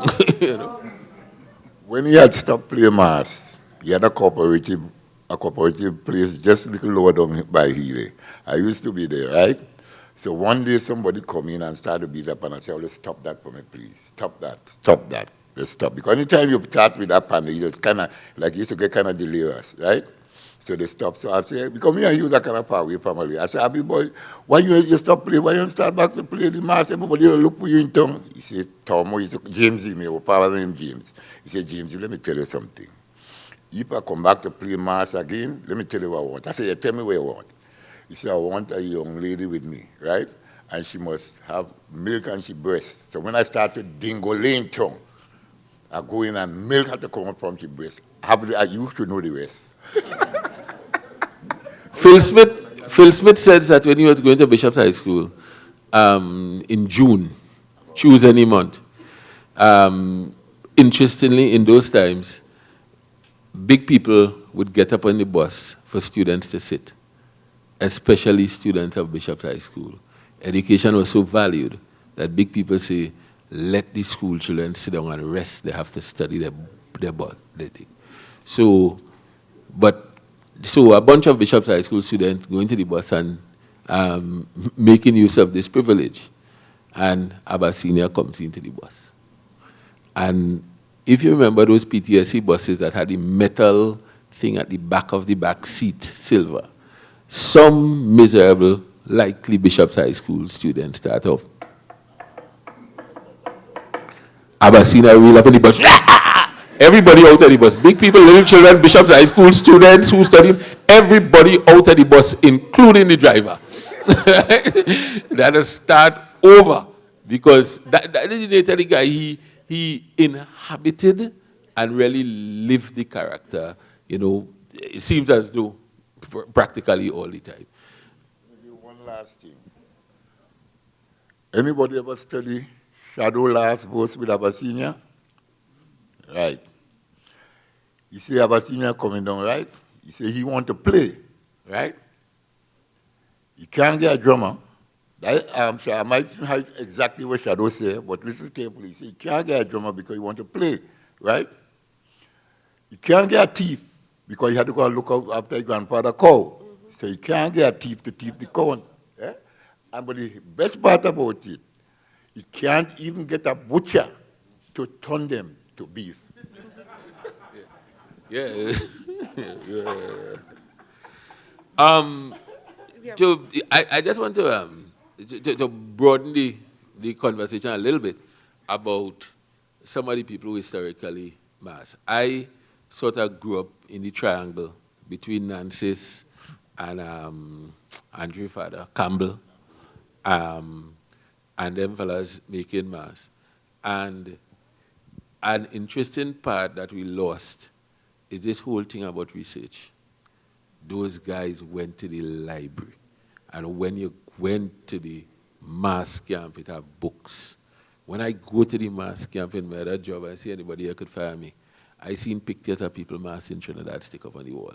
And that's your inspiration, right? You're not even going as far as to do the research that the person in Trinidad did to get their thing together, right? The Nancy's family would tell you that they can't see their father from August because he's in the library doing research. We've lost that in practically everything, right? That is one of the elements. And then the long-term preparation. I don't know, I'm going to tell the story again for the 100th time about when Powick played the Queen in in Chauvin, right? In that year, there were 2 costumes made. The vase of flowers and the sun. Oh, Deborah, Fruits and Flowers. That's my father's band your mother played in. Yes. Yeah. But in that year, Nancy's played something, Splendor, the World something. And Kelvin George, fairly recently deceased, played as Sun God. The Sun God was built on Main Street, outside of their property. Now, you have to know Main Street is sloping like that. So it means that if you have a house, you have 2 floors down, 1 floor downstairs and 2 floors upstairs because you build into the hill. That costume was decorated, and listen to this word carefully, welded, by the welder coming out the window of the upstairs and welding on the costume out in front, right? The modern materials weren't available, no carbon fiber, no, well, what was before carbon fiber, the one that scratch you, and fiberglass, right? The worst, you play mass with fiberglass, you're dancing all the time, because yes, it's scratching you. And Kelvin was preparing to play that mass for months. They had some weights in the back of the house made of concrete. So you take a bucket and you cast concrete in it with a piece of pipe. And he was training, lifting and so on for months. And every day is how much bottles of goat milk and all this kind of thing. Kind of remind you of the Rocky movie, right, in terms of his preparation to play the mass. But in those days, you had to go to Shaw Park on the old road with the wind. And the final construction of the costume, Dave, Brian, Andre, and the other, Steve Bing's son, Kenny Bing, had 4 ropes, 2 in front and 2 behind, bracing this costume in 4 different directions in order to get it to Shaw Park in the wind. The sister costume to that, the Queen costume, and the reason why I know this thing, because by that time, my father had retired and he was a judge. So I used to go to all the shows. In Chauvin, I didn't see anything on the night, but by the next morning, it was discovered that a man played the Queen costume because it was of similar design, right, as the thing, quarter in steel, because I know I helped stick flowers on that vase of flowers. That was built downstairs Miss Carty house, which is now Environment Tobago. And, you know, people build a house, and then they block up after. So Miss Carty had blocked up downstairs already. They build the costume inside. When time come out to go to Chauvin, so the costume had a very colored life, checkered life. They break down Miss Carty wall. And promise that they're coming back because it can't come out. Commerce coming back to fix it back all Christmas. None of them are passing across Coiler Street again.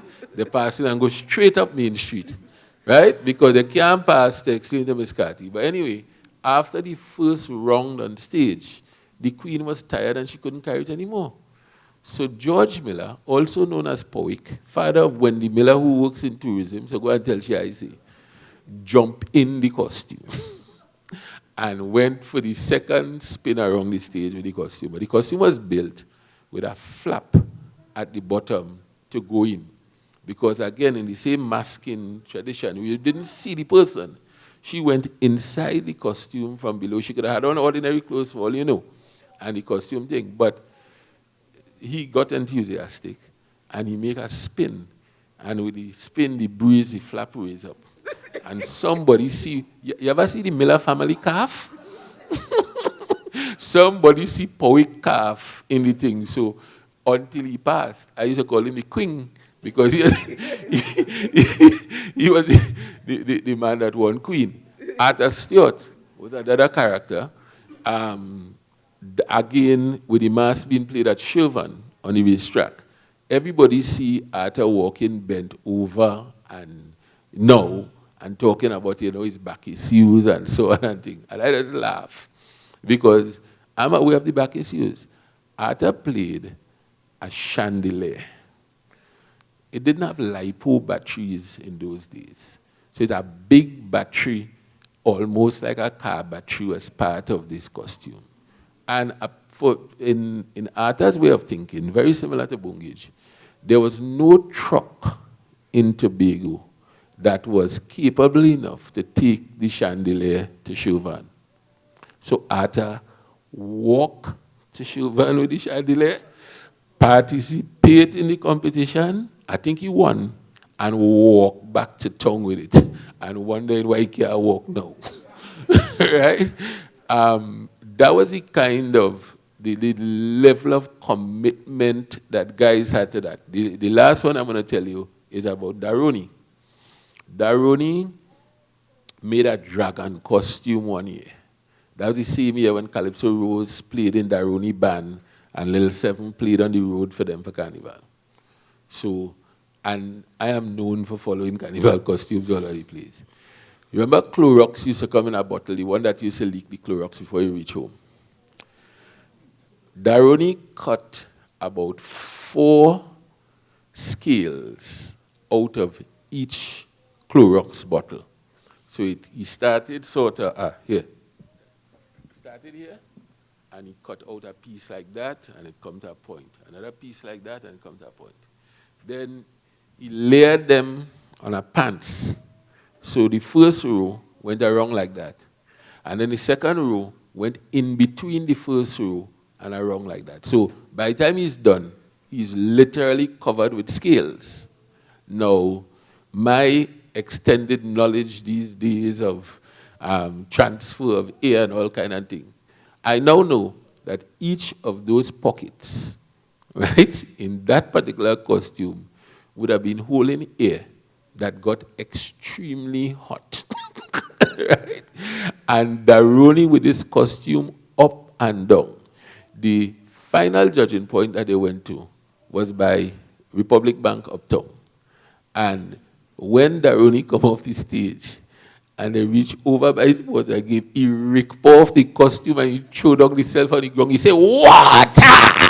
And people come in and they're throwing water on him because he was completely dehydrated by that point in time. But that he was going to carry the costume right until the last judging point before he bawled for water is what is amazing. What was amazing to me. I don't think a description of Abyssinia is complete without mentioning Holder. You all remember Holder? Abyssinia, when he had his display, used to have a chain around his waist. And Holder was the devil's helper. And Holder was some distance behind him. And as Mr. Leacock said, fear was the hallmark of Abyssinia's display. And so much so that when at a certain time, Abyssinia would turn back and attack the very Holder who was behind him, who had to drop the chain and run from Abyssinia. So that was one aspect of his presentation. Based on Heather Gray's, no, not Heather, the person who started the question on the jab, my thing is, in Tobago then, because I'm doing research at the moment, was the devil mask considered the jab molassie, or is that a name that the Trinidadians use? And also, when you look at the devil, it is a traditional mask that is still played in Grenada. So can we say that Abyssinia had Grenadian heritage? We're just throwing my thoughts out there. And again, was he the only person who came before him? Was there anybody else before him doing something like that? Right, if you want to put it that way. It comes just like the mud mass with me. You have people do it, the old parents did the mud mass before me, but when I come, we enjoy ourselves, and then them fellas enjoying themselves. No, but it had people before, right? Before Abyssinia. But you have to say he was the best creation of the devil. There are a number of instances of Grenadians, particularly in that Pembroke area. There's a lot of discussion about Grenadian chantwells in singing bands, because prior to the Tambu Bamboo band, they actually had singing bands where bands would sing one against the other. For me, in my own time, I have some differences between what happens in Trinidad with Jab Jab and Devil. Devil is devil. Black, blue, red devil. I noticed that in Trinidad there's a different kind of Jab Jab with this short whip that they crack in and so on, as opposed 1 second, please. to the long rope No, Jab Jab like SSN. Not the Jab Jab. The Jab Jab. What you're describing is the Jab Jab, who also had those things on their chest. But the Jab Malassi, you know, the whiner in black and like the devil. So was that a name used here then? No, I don't think so. We had Jab Jab SS. We are going Jab Jab, Shaw Park, Jab Jab. Why are we going Jab Jab? What do people say with Jab Jab? Jab means a jab, jab, jab. That's why I know. Slow moving, but very interesting. Out of, I suspect, some kind of martial art tradition, because the best of the Jab Jabs did not wear any significant padding under their clothes. And when you hear them say, ride the rope, what they actually do is when you start trying to hit them, they start running towards you as fast as possible. And they actually allow the rope to only make contact with them almost at your point of release. Because if they wait for that rope to curl out and pick up momentum, right, they're going to be crying. So they run right up on you, and usually you don't even get like more than a foot away. So while the thing about it is a kind of Muhammad Ali, what you call the one where he sleep and rope a dope, right? In that they have, if you notice, the movement is a shuffling kind of thing, gait and so on. But that really masks the fact that the minute you go to strike, they turn into lightning quick, and they're running right into you, so you can't really hit them. They don't ever really get hit. My husband always give me this little part. Abyssinia hires this truck driver to bring him to town to play his mass.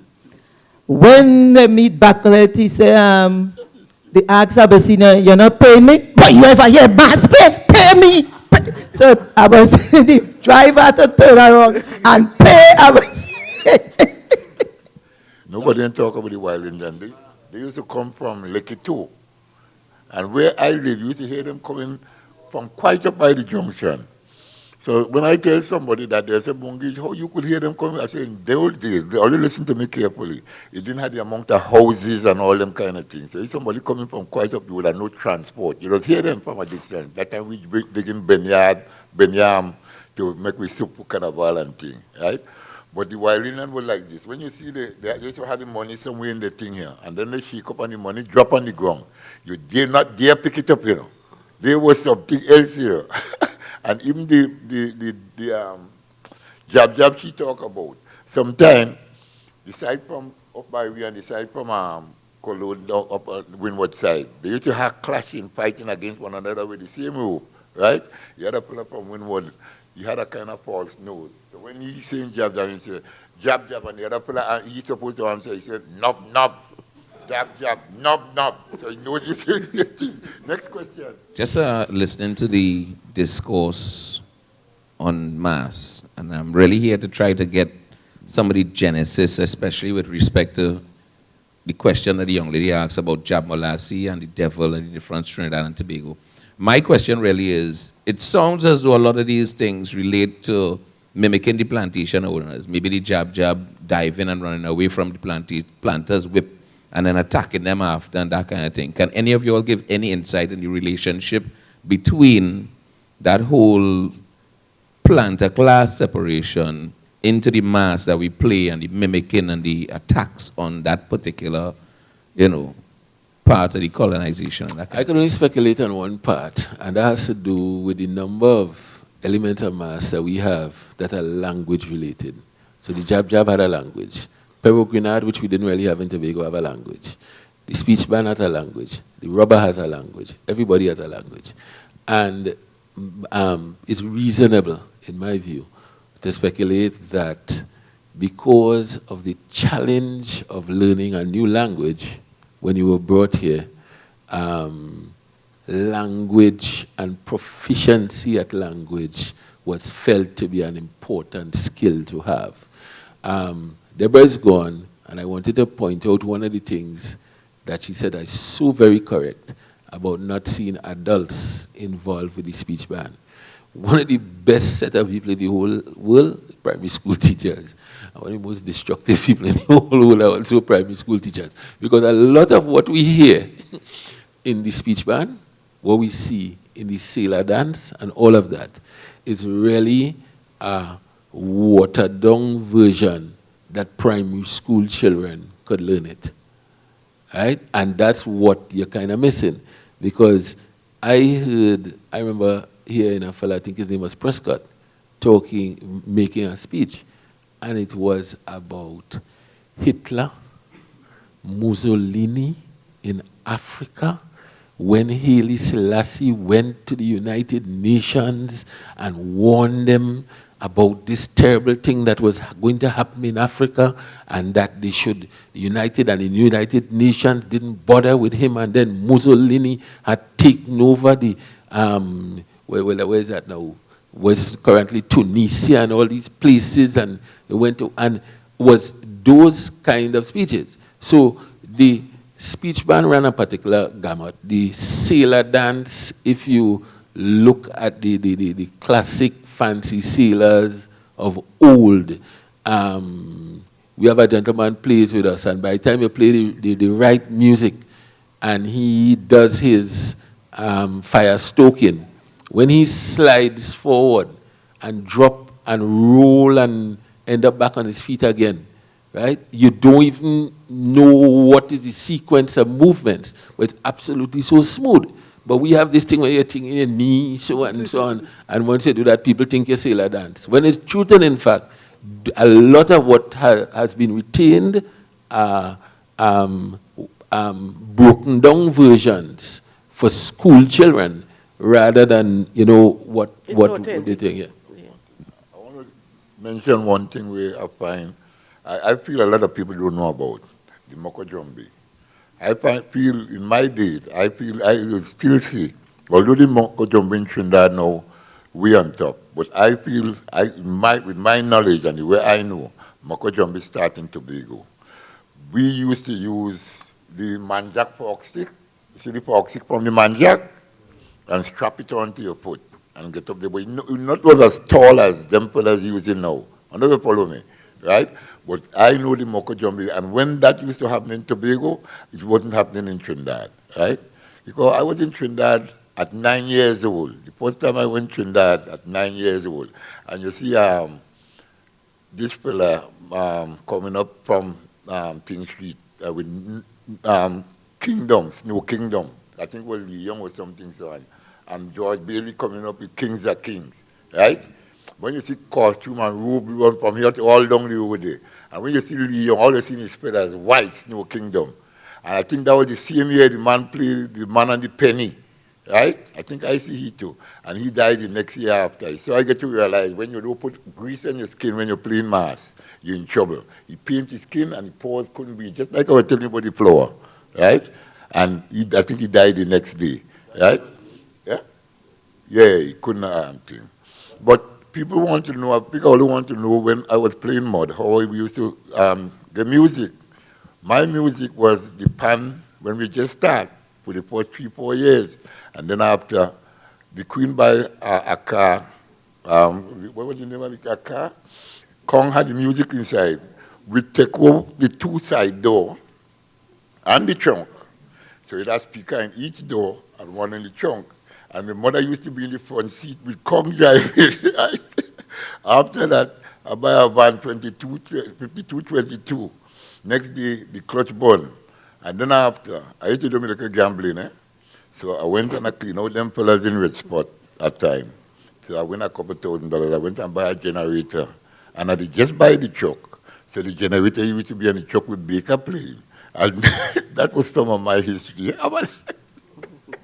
I hope I don't sound too much like Susan Craig James, but there's in fact a researcher into the Moko Jumbi thing who said that it started, who traces it back to Africa, to Tobago, and then to Trinidad. I don't remember the name of the researcher. So that's what I like. I like that when you corroborate what Bungage telling you from its brain with what somebody who actually do the research, then that's how it makes full circle in my mind.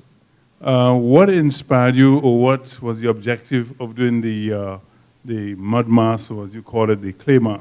I get catch when I see Raquel Wells and John Saxon act in this picture, right? Cavemen. And when I see that, I had to say that inspired me, right? Because between me and you, all of you big people, Raquel Wells just had 2 little things here and a little thing down there, right? And them fellas didn't have to, them fellas didn't have nothing, right? They were naked as far as I could see, right?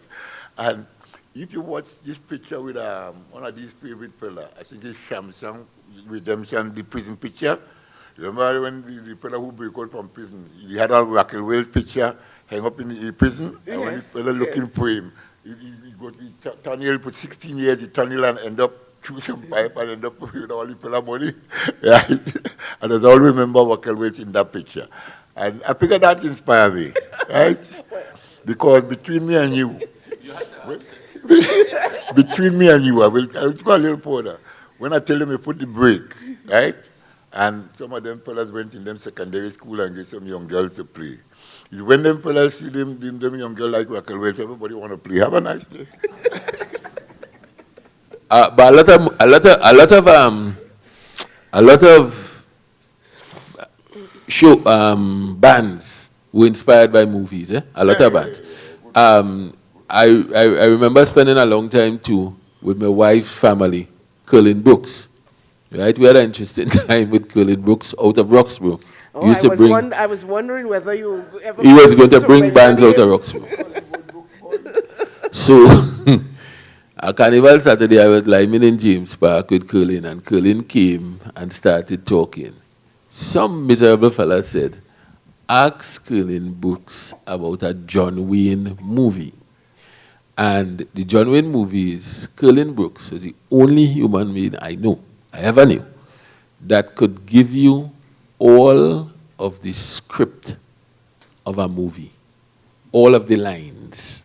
So Curlin Brooks started telling us a John Wayne movie, repeating all the lines of all the parts of all the actors in the movie, with the suitable change of tone and voice and so on. And then he went to telling us apparently John Wayne coughed down Frank Sinatra in a bar, and Curlin Brooks knew the whole newspaper article about the cough down. So this is going on, and we in James Park. In those days, there were very few businesses in Scarborough that were open after lunchtime on a Saturday. Then we find out that Curlin Brooks had in fact come into town to buy Evo stick and material to finish his carnival costume from Rufus Phillip, which is on the next side of the road. Rufus closed and gone. Curlin started to cry. Cry long eye water in James Park. How are we going to finish his costume, and particularly the Evo stick? Fortunately, somebody remembered, and they still do it as a family tradition, that you could go by Mustafa That time most of us up in Color Hall, after they close, and they will come down and pass it out through the thing. So one of them fellas pick him up and carry him up Color Hall so he could get his glue. So mass in Roxborough was saved. Curlin also told us a time about finding this beautiful round piece of steel at sea. And he said, boy, that looked like a good piece of iron to beat in town Carnival Day. So he beat the iron whole at Juve morning in Roxborough.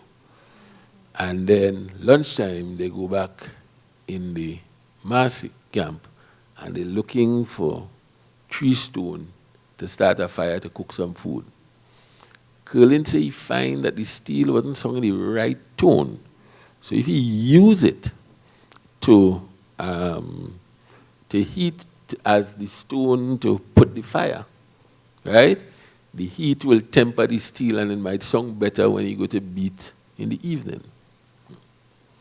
By the time the thing got a certain temperature, the British Army Ordnance Mine that Curlin Brooks was beaten in tongue for the whole day exploded, blowing dumplings all the way up to Roxborough Police Station, right? Causing a rush of police officers. Curlin, when they come by there, you rush out, they say, "Hi, Curlin Brooks, I'm the boss here, nobody cross." This time it's a mine, you know, because, well, you know, up to now they're still finding these things, but at that time, post-World War II, he found a mine, he played mass with it in a band whole day, and when he went to warm it up to play with it later, it blew up. I do love cinema. And some of my favorite stars were like, let me see Paul O'Brien. If God didn't want them sheep, he would not have made them sheep. Eli Wallach. He said they want food, give them food. They want water, give them water. They want horses, saddle them waiting. All guns and ammunition stay here. One day I robbed a little bank in Texas. Your government sent the whole army behind me. I can analyze. The cat's eyes are large enough to see the danger from afar. We could close now? Yes.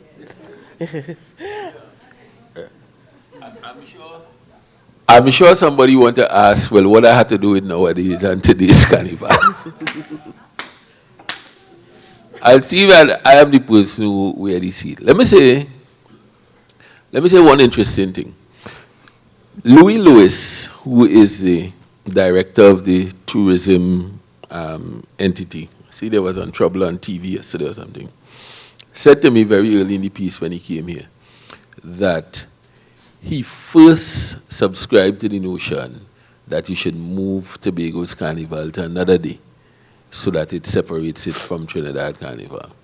He said, having experienced the Tobago Carnival, as challenged as it may be currently, he is no longer of that view. And he's no longer of that view for very pertinent reasons. He said in the first instance, the individuals from the source markets that we get tourists cannot physically, when I talk about physically, you know you have to be an Olympic athlete, right, to play mass in Trinidad. Yes. They do have a degree of challenge with the amount of nudity that is now a part of the course there, and would probably be more likely attracted to the earthiness and variety that Tobago Carnival has, or maybe I have to say has the potential to present. And that's where our place should be. I'm sure you heard us say this year, Pretty Little Carnival, that the state intervention, and go and look it up yourself, I don't want to read it for you, they want to see George Ban, my Michael Hall, the state intervention and the state throwing money at things and hoping that they would be fixed. What caused us to be in the place where we are today. Not really continuing to be a visionary kind of leadership of the organizations that we have. The state, I did say earlier, I don't even want to tell you what the prize money is. Some of it will shock you. And the state has allowed for the creation of, by the mass people, of business models that constitute getting a prize from the state, getting a grant from the state to bring your band, and then cobbling together something, spend as little as you can, so you're able to retain as much and call that a profit. And it is so unfortunate when there are so many other opportunities out there that would, see people building on 1 year. Well, I got 10 people this year, I'm going to try to get 20 next year, and so on. Unfortunately, that is not the model. The model is a shout, and somebody is going to concede and throw more money on you. I remember when we started Happy Lost Sailors, and by the way, Robert, there's an advertisement, you're all invited. It's the most wonderful band in the world. We just leave early, we just finish early, and we just dress up nice. You could come and play with us, you don't have to pay, and we just donate it. The first time we started the band, and we went to register, somebody called us from the office and tell us, we have a grant for you. So I watching Robert watching me, he say, for what? He say, well, when you have a band, you just get a grant. So the way how this formula works is, you go down to the office, and you pay $100 registration fee. And somebody hands you, depending on the size of your band, either $10,000, $7,000, or $5,000. So I watching Robert watching me, I say, well, we don't tell the people the band is free. And that they make their own costume. What are we going to do with this money, boy? So we say, well, we ain't going for it, right? That was the first position, we ain't going for it. Then they call in, what? Say, Robert, let me go for that money.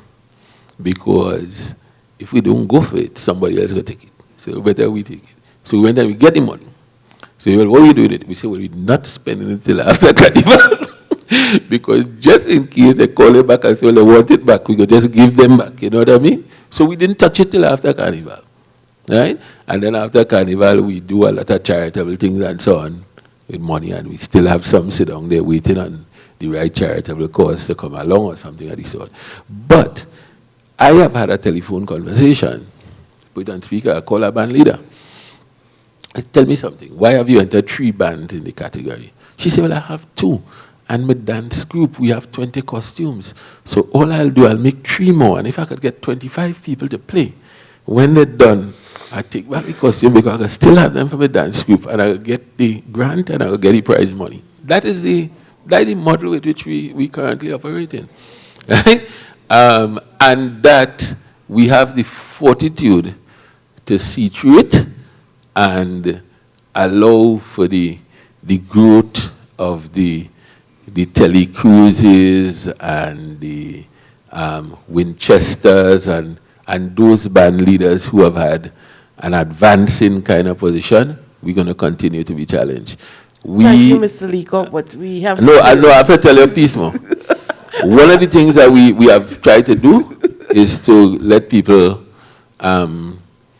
to start seeing themselves across the year and using the skills. So when we had the dragon boat races, we hired the winners of the Carnival competition, the dragon boat for the street parade. They are now being hired for the goat races and so on. So you don't see it as 1-2 day period where you could make all the money. But I could be here going about my father's business for as long as they'd like to have me. And when they don't have me anymore, I will continue to be a happy lost sailor.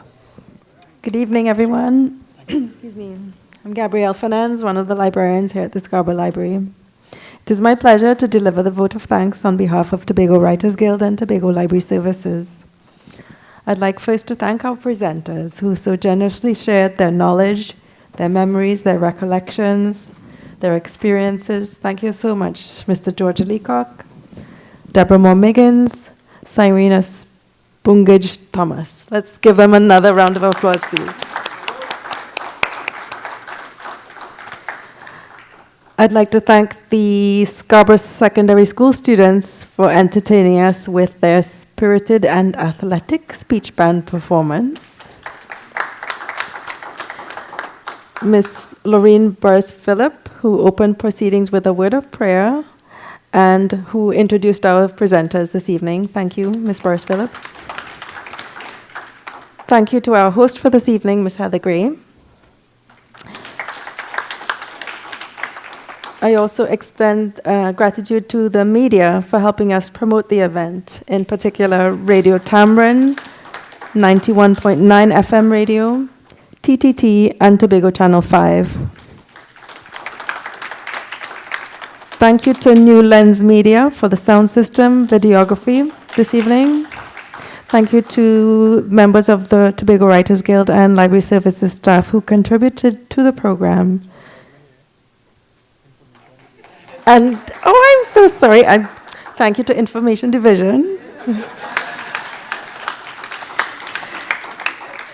And ladies and gentlemen, a hearty thank you to you all for coming this evening. We look forward to seeing you at our next event.